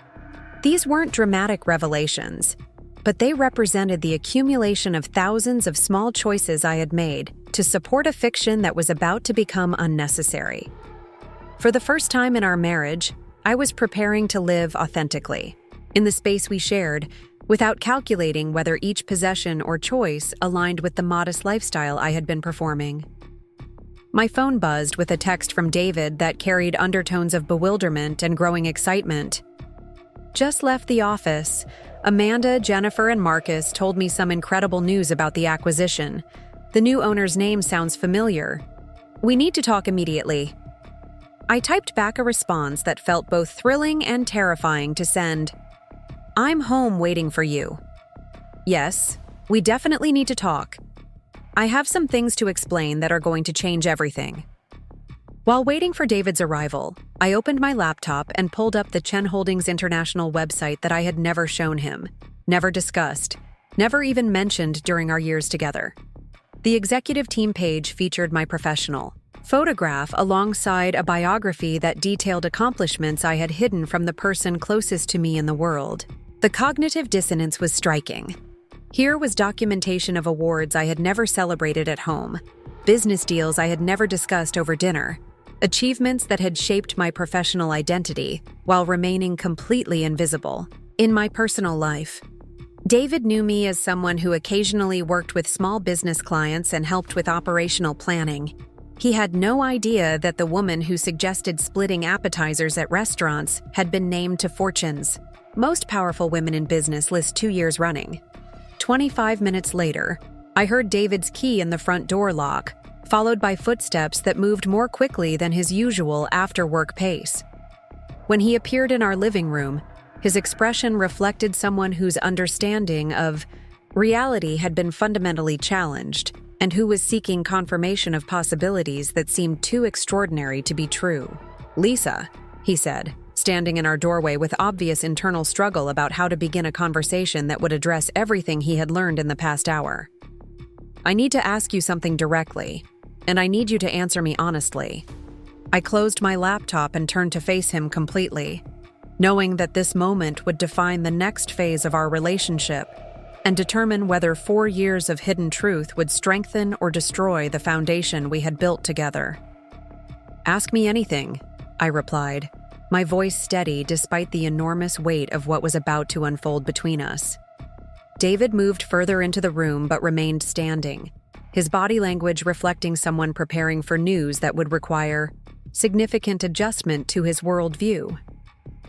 Amanda showed me the acquisition announcement on her phone. Chen Holdings International purchased Sterling Financial today, and the CEO who was meeting with department heads all afternoon was someone named Lisa Chen. He paused, studying my face carefully for reactions that would either confirm or contradict the impossible possibility his colleagues had suggested. "Is there something you need to tell me about who you really are?" The question hung in the air between us like a bridge I could either cross or retreat from, a moment that would determine whether our marriage moved forward based on complete honesty or continued to be built on carefully maintained deception. "Yes," I said simply. "There's quite a lot I need to tell you about who I really am." David's expression shifted from cautious hope to something approaching awe as he processed the confirmation that his wife was indeed the powerful business executive who had just revolutionized his professional world. He sank into our couch with the deflated posture of someone whose understanding of everything had just been inverted. "You're the CEO of Chen Holdings International," he said slowly, as though speaking the words might make them less surreal. "The company that just bought Sterling Financial. The woman who was promoting my colleagues and meeting with executives all afternoon." "I am," I confirmed, moving to sit across from him in the chair I had occupied countless times while listening to his stories about workplace frustrations and Bob Mitchell's dismissive treatment. "I have been for 6 years, including the entire time we've been together." David's face cycled through emotions I could read as clearly as text. Confusion about how such a massive deception had been possible. Heard about being excluded from something so fundamental to my identity. Amazement at the implications of what this meant for our relationship. And growing anger about the extent to which I had hidden my true self. 6 years, he repeated, his voice carrying a note of betrayal that I had anticipated but hoped to avoid. You've been running a major corporation for our entire relationship, and you never told me? I chose not to tell you, I corrected gently. There's a significant difference between those two things. David stood up abruptly and began pacing our small living room with agitated energy, his movement reflecting someone trying to process information that contradicted everything he thought. He knew about the person he had married. Chose not to tell me, he said, his voice rising slightly. Lisa, we've been married for 4 years. We've made financial decisions together, planned our future together, built what I thought was a life of equals working towards shared goals. And the entire time, you've been living a completely different reality? The hurt in his voice was genuine and justified, cutting through my careful rationalizations about protecting our relationship and forcing me to confront the cost of my deception from his perspective. David, I know how this looks, and I know how betrayed you must feel, but I need you to understand why I made this choice and what it was meant to protect. Protect? David stopped pacing and turned to face me directly, his expression now reflecting anger that had been building as the implications of my deception became clear. You were protecting our relationship by lying about who you are? You were protecting me by letting me worry about mortgage payments while you had enough money to buy our entire building? The specific examples he cited hit harder than general accusations because they represented concrete moments when my hidden resources could have eliminated stress and anxiety that he had experienced unnecessarily. You were protecting us by letting me feel inadequate about not being able to afford better vacations, nicer restaurants, the kind of lifestyle I thought we both wanted but couldn't achieve together. Each question revealed another layer of pain caused by my well-intentioned deception, another way that my hidden identity had created suffering I had been trying to prevent. Those weren't protection, Lisa. Those were lies. Elaborate, systematic, ongoing lies that made me question my own worth and capabilities while you watched me struggle with problems you could have solved with a phone call. I felt tears forming as I recognized the legitimate hurt in his accusations, the ways my careful protection had actually caused harm I had never intended or anticipated. You're right, I said quietly. You're absolutely right about all of that. And I'm sorry for every moment of unnecessary stress and self-doubt my choices caused you. David's anger seemed to deflate slightly at my acknowledgement of responsibility, replaced by a deeper sadness about the implications of 4 years spent living with someone who had been fundamentally dishonest about her identity. Why? He asked, sinking back onto the couch with obvious emotional exhaustion. Why would you choose to hide something so important? Why would you let me believe we were building something together when you already had everything? This was the question I had been preparing to answer for months. The explanation that would determine whether our relationship could survive the revelation of my true identity. Because when I met you, you loved me for who I was when I wasn't. Being a CEO. You valued my thoughts, my humor, my personality, without knowing anything about my professional accomplishments or financial resources. For the first time in my adult life, someone cared about me as a person, rather than as an opportunity. David's expression softened slightly as he processed this explanation, though wariness remained in his eyes. I've watched wealth destroy relationships throughout my life, David. I've seen how money changes the way people interact, how it creates power imbalances and resentment and suspicion. I wanted us to build something real before those complications entered our relationship. But they were always in our relationship, David replied, his voice carrying new understanding of how thoroughly my deception had shaped every aspect of our shared experience. The power imbalance existed from the beginning. The financial disparity was there the entire time. You just hid it from me. This insight was painful because it was completely accurate.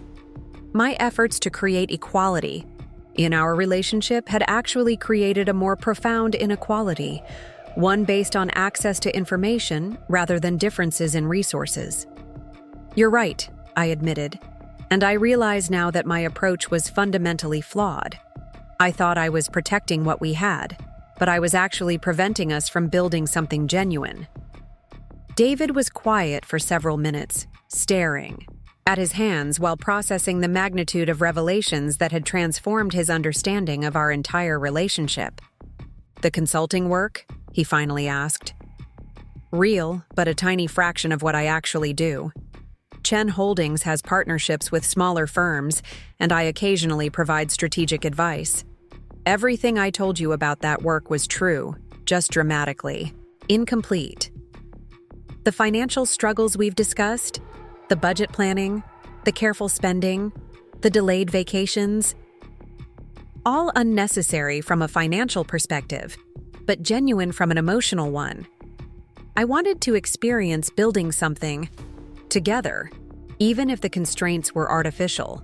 David's expression shifted to something approaching understanding as he began to recognize the complexity of motivations that had driven my choices. And Bob Mitchell? He asked, his voice carrying new comprehension of connections he was beginning to understand. Had no idea who he was insulting when he came here yesterday to pick up your files. His assessment of your limitations and his suggestion that I was holding you back professionally were delivered to someone who actually owns his company. For the first time since arriving home, David's expression included a hint of amazement, rather than just hurt and anger. You heard everything he said? I recorded everything he said. Bob Mitchell spent 20 minutes in our home explaining why you lack ambition, why I'm inadequate as a corporate spouse, and why our marriage represents poor strategic planning on your part. David's eyes widened as he realized that Bob's devastating critique had been delivered to the one person with power to make him face consequences for his judgments. What did you do? I acquired Sterling Financial, promoted all the colleagues whose ideas Bob had been dismissing, and had a conversation with him this afternoon about his assessment of your potential. The sequence of events was almost too compressed and dramatic for David to process. Professional justice delivered with the efficiency that only genuine power could provide. You bought the entire company because of what Bob said to you? I bought the company because it was already on our acquisition list, and because talented employees like you deserve leadership that recognizes their value. Bob's comment simply accelerated the timeline and ensured that I handled the management transition personally.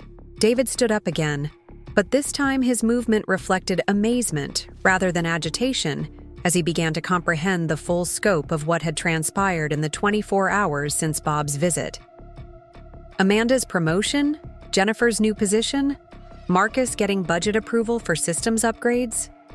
All people whose ideas you've mentioned over the years, all employees whose potential was being wasted under Bob's management, all colleagues who spoke about your contributions with respect and admiration. They know who you are? They know I'm the new owner. They don't know I'm your wife, though I suspect some of them are beginning to make connections.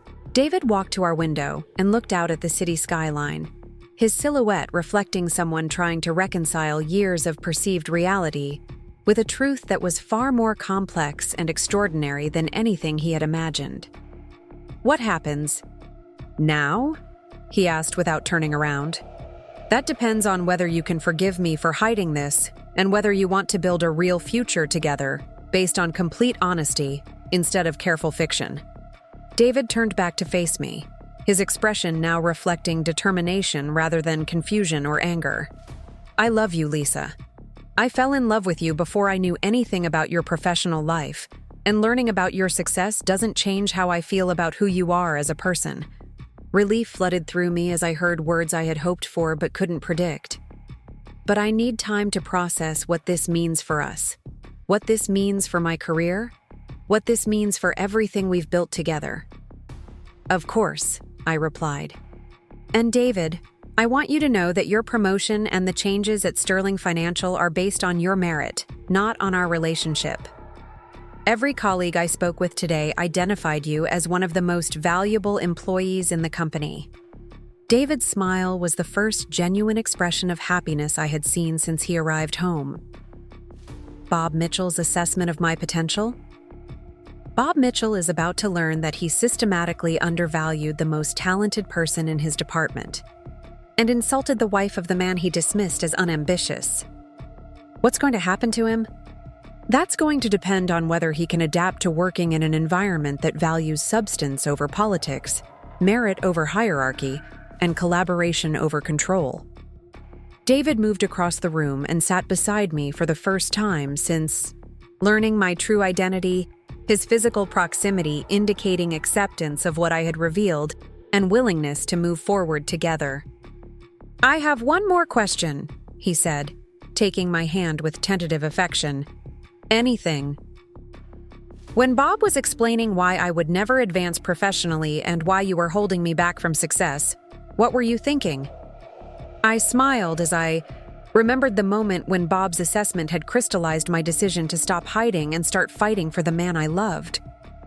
I was thinking that he had no idea whose husband he was underestimating, whose marriage he was attacking, and whose professional judgment he was questioning.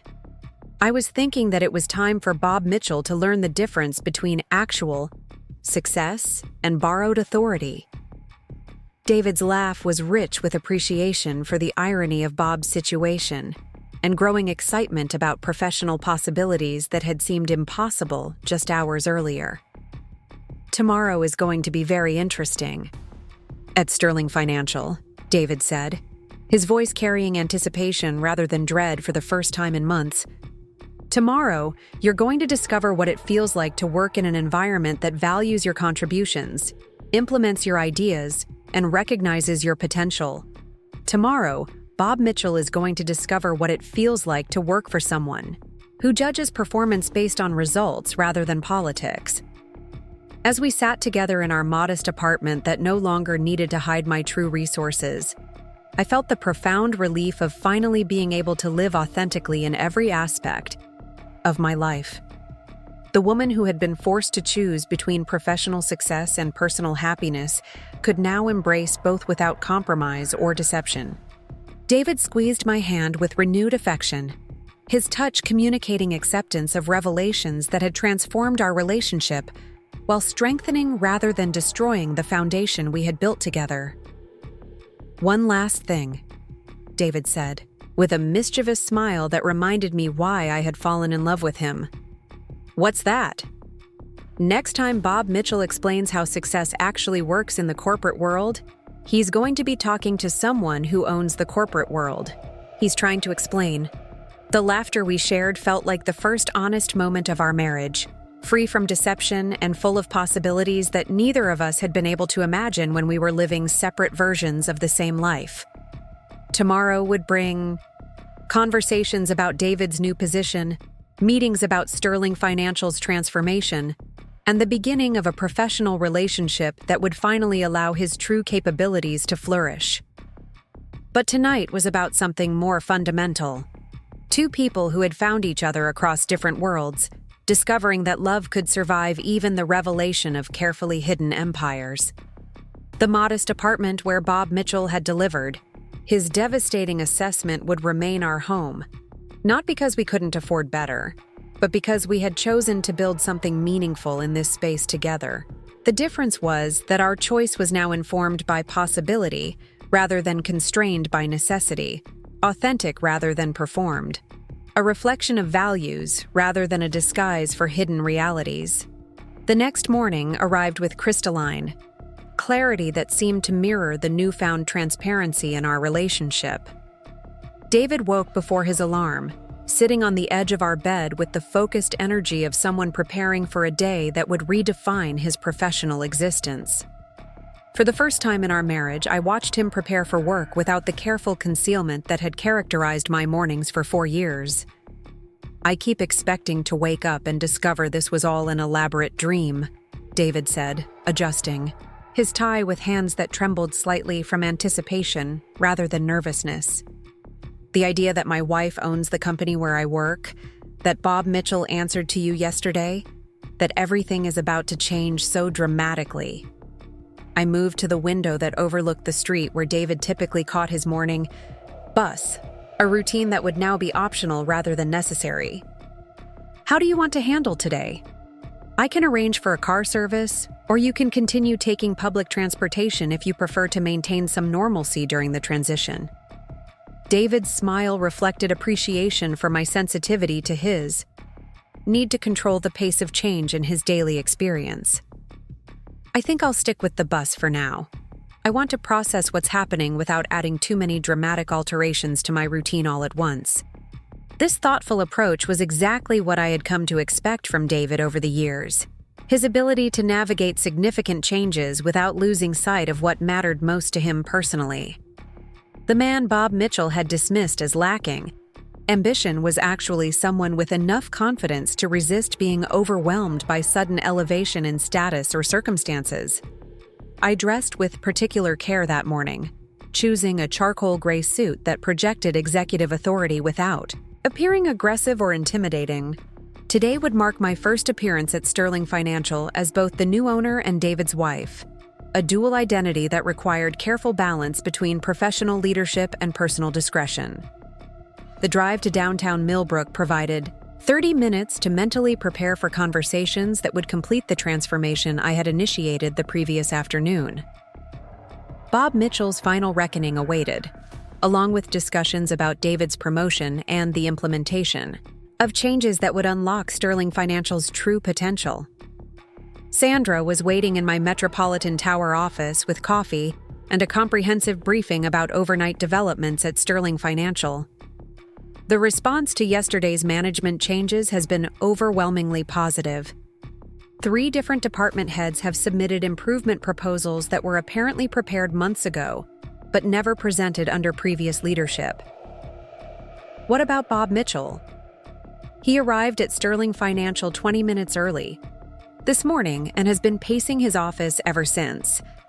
His assistant reports that he's requested an emergency meeting with you at your earliest convenience. The desperation implicit in Bob's request was exactly what I had anticipated. Yesterday's meeting had left him with sufficient time to research Chen Holdings International, to understand the scope of my business empire, and to realize the magnitude of his misjudgment about David's wife and her professional capabilities. Schedule the meeting for 10:30. I want to observe Sterling Financial's morning operations first. See how the management changes are affecting workplace dynamics. By 9:15, I was positioned in Sterling Financial's main conference room with clear sight lines to the work areas, where David's colleagues were implementing the new collaborative approaches I had authorized. The transformation was remarkable and immediate, with employees who had been constrained by Bob's hierarchical management style now engaging in exactly the kind of innovative problem-solving that drives sustainable business growth. David was visible at his desk, surrounded by Amanda Torres, Jennifer Walsh, and Marcus Rodriguez, all of whom were clearly excited about projects they could finally pursue with appropriate support and resources. The energy around their impromptu meeting reflected the enthusiasm of talented people who had been waiting years for leadership that valued their contributions. Amanda was displaying charts on her tablet that David examined with obvious professional interest, nodding and offering suggestions that prompted animated responses from the group. Jennifer had a laptop open showing system interfaces that Marcus was explaining while David asked detailed questions about implementation timelines.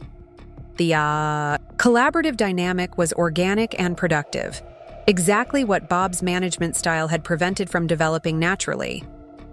At 10:15, I watched Bob Mitchell emerge from his office and approach David's work area with the hesitant steps of someone whose authority had been fundamentally undermined. The contrast between Bob's diminished presence and the confident energy of David's group was striking and somewhat painful to observe. Bob attempted to insert himself into their conversation with forced casualness that fooled no one present. David looked up from Amanda's charts with professional courtesy that didn't mask his awareness of how dramatically their relationship had shifted overnight. The other 3 employees acknowledged Bob's presence with polite distance, their body language reflecting knowledge that his opinions were no longer relevant to their strategic planning. "David, could I speak with you privately for a moment?" Bob's request carried the strained tone of someone making a plea rather than issuing a directive. David glanced at his colleagues, who gathered their materials with obvious reluctance to interrupt their productive collaboration. "Of course, Bob. We can use the small conference room." I moved to a position where I could observe their conversation through the glass walls while remaining invisible to both participants. Bob's demeanor was entirely different from the confident executive who had dismissed David's potential just 2 days earlier. His shoulders were slumped, his gestures were uncertain, and his expression reflected someone who had realized too late that he had fundamentally misjudged a situation with career-ending consequences. David listened with patient attention as Bob spoke rapidly, his hands moving in gestures that suggested explanations or justifications that carried no conviction. At several points, Bob pulled out his phone and showed David something on the screen, presumably research about Chen Holdings International that had revealed the scope of my business empire. David's responses were measured and professional, demonstrating exactly the kind of diplomatic skill that Bob had somehow interpreted as lack of killer instinct. Even in a conversation where he held overwhelming advantages, David maintained respect for Bob's dignity while clearly establishing the new reality of their professional relationship. After 10 minutes, both men returned to the main work area, where David rejoined his colleagues, while Bob retreated to his office with the defeated posture of someone who had failed to repair damage that was beyond remediation. At exactly 10:30, Bob appeared in Sterling Financial's conference room, looking like a man preparing for his own execution. His usual expensive suit appeared rumpled despite obvious efforts at presentation. His confident handshake had been replaced by nervous fidgeting, and his assertive eye contact had given way to cautious glances that avoided direct engagement.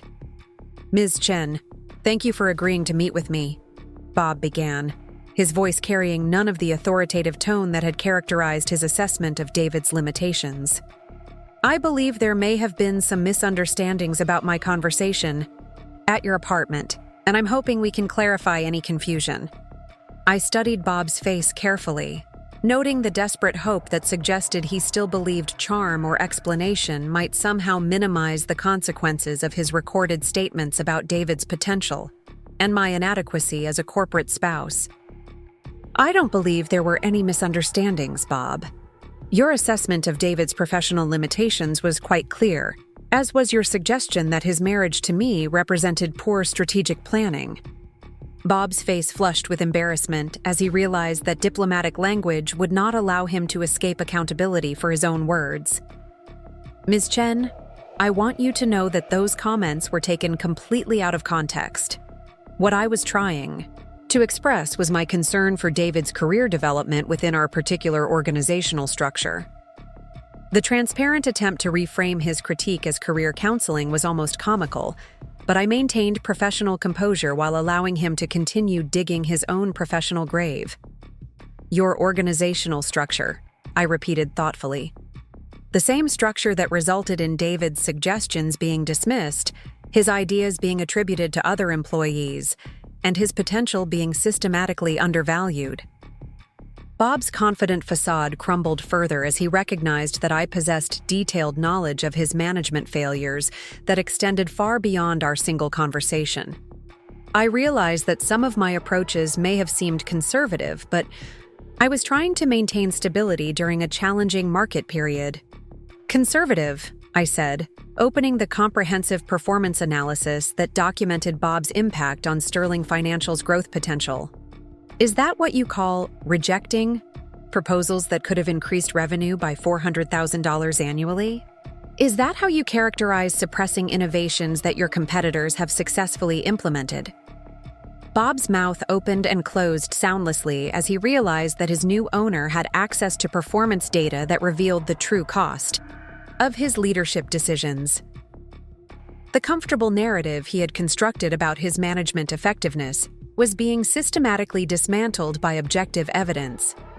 Ms. Chen, I hope you'll consider my 17 years of experience with this company and my commitment to maintaining client relationships during this transition period. Your commitment to maintaining client relationships, I replied, pulling out client satisfaction surveys that painted a devastating picture of Bob's performance. You mean the relationships that resulted in satisfaction scores 20% below industry averages?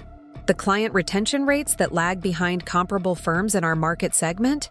Each piece of evidence I presented further eroded Bob's ability to present himself as a valuable asset rather than a liability that needed to be managed.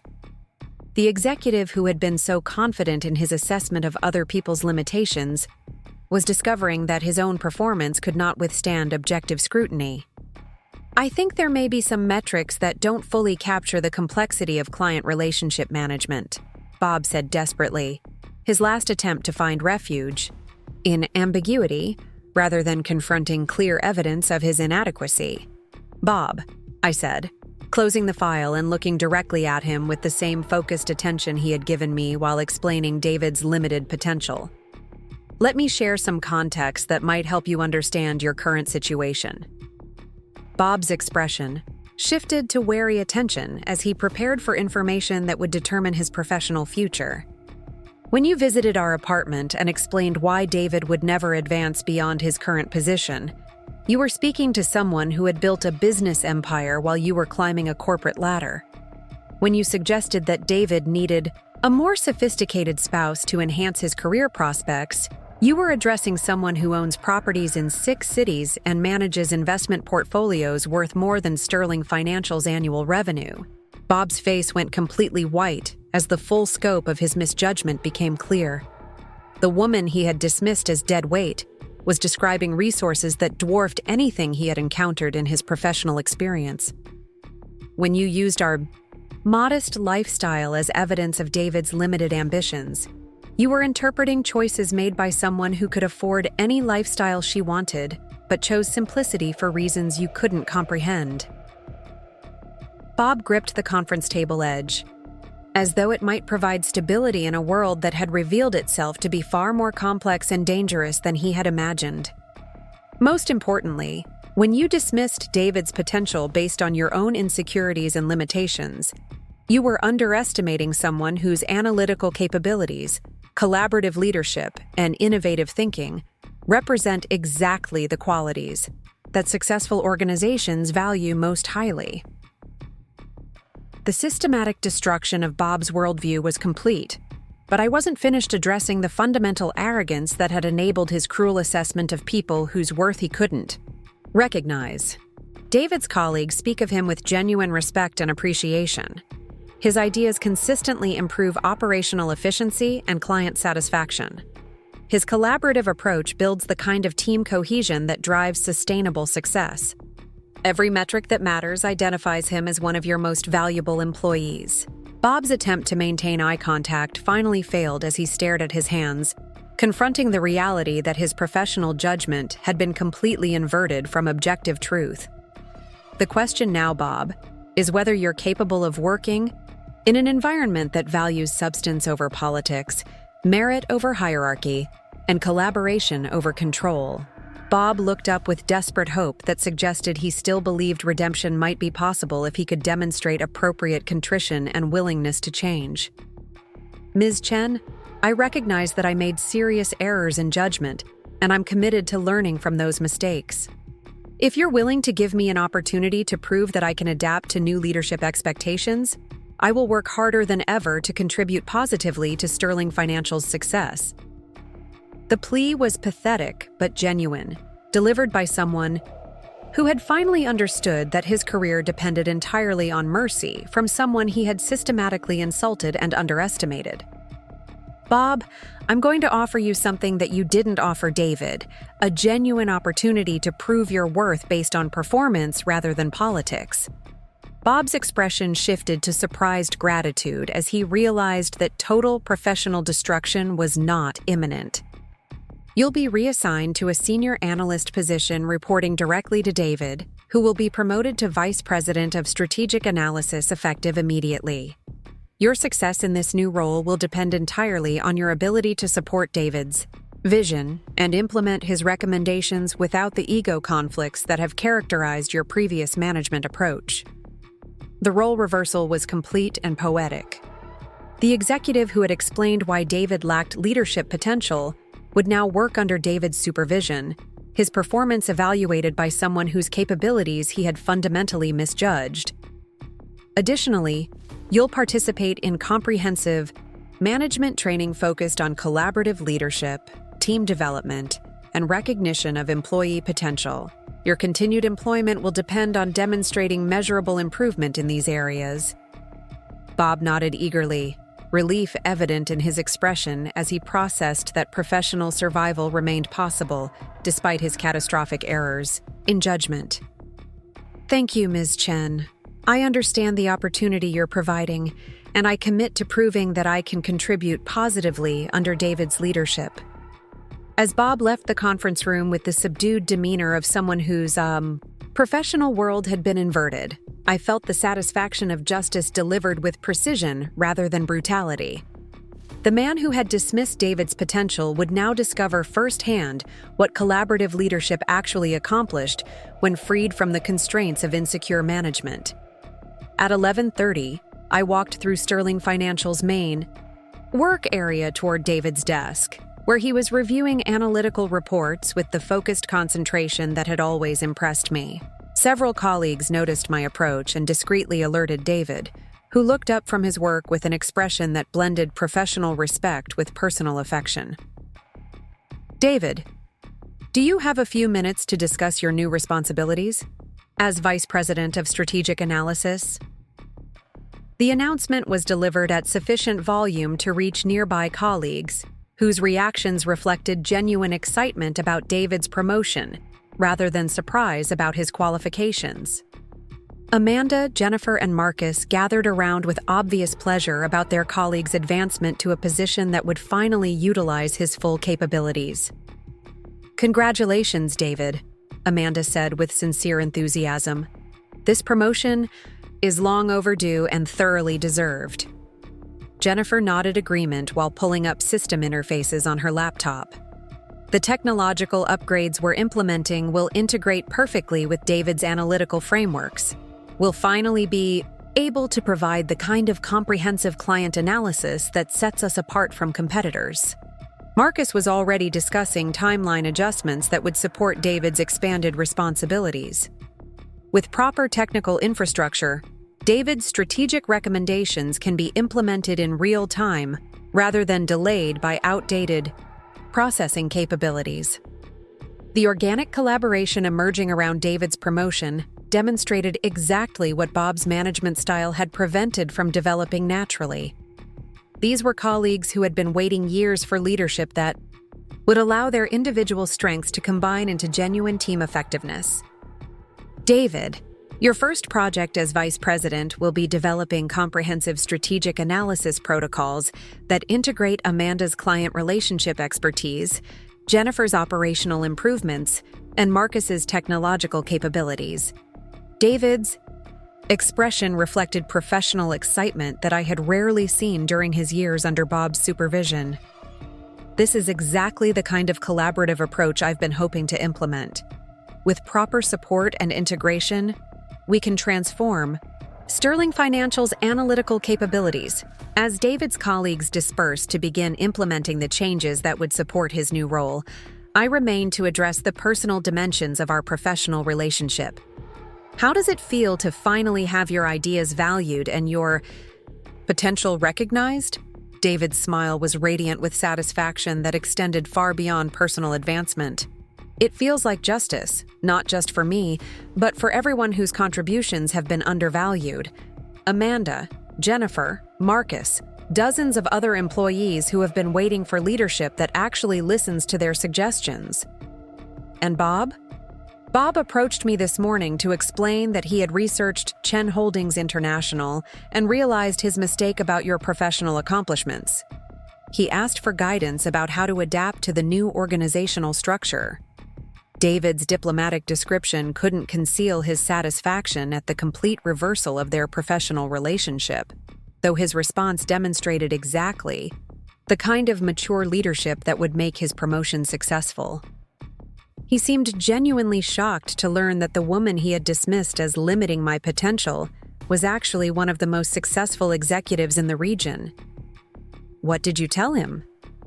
I told him that collaborative leadership produces better results than hierarchical control, that recognizing employee potential is more effective than suppressing it, and that I looked forward to working with him in his new role if he was genuinely committed to changing his approach. The gracious professionalism of David's response reinforced everything I had learned about his character over 4 years of marriage. Even when granted authority over someone who had systematically undermined him, David chose mentorship over retaliation, development over destruction. That evening, we sat together in our modest apartment that no longer represented constraint, but rather authentic choice, reviewing the day's transformations while planning a future that could finally embrace both our professional capabilities and personal values. "I have a confession," David said with the mischievous smile that had first attracted my attention years earlier.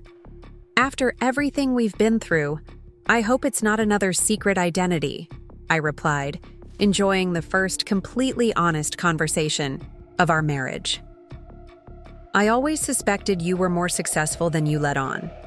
Little things that didn't quite align with the modest consultant story.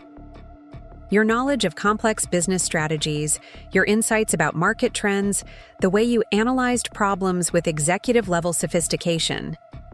This revelation was surprising and somewhat embarrassing, suggesting that my deception had been less complete than I had believed. Why didn't you say anything?" "Because I figured if you were hiding something, you had good reasons, and you would tell me when you were ready.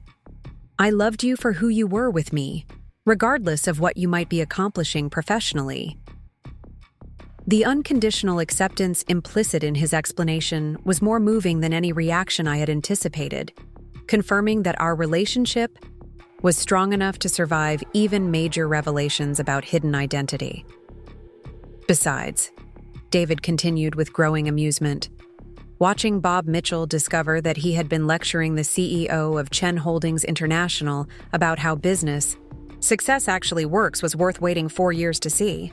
Our laughter filled the apartment that had witnessed Bob's devastating assessment of our marriage, the space where he had explained why David would never advance professionally and why I was holding him back from reaching his potential. The irony was complete.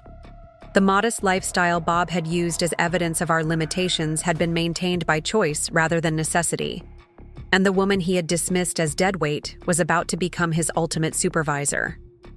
6 months later, as I reviewed Sterling Financial's quarterly reports showing record profitability and employee satisfaction scores, I reflected on the transformation that had begun with Bob Mitchell's casual cruelty and evolved into comprehensive, organizational renewal.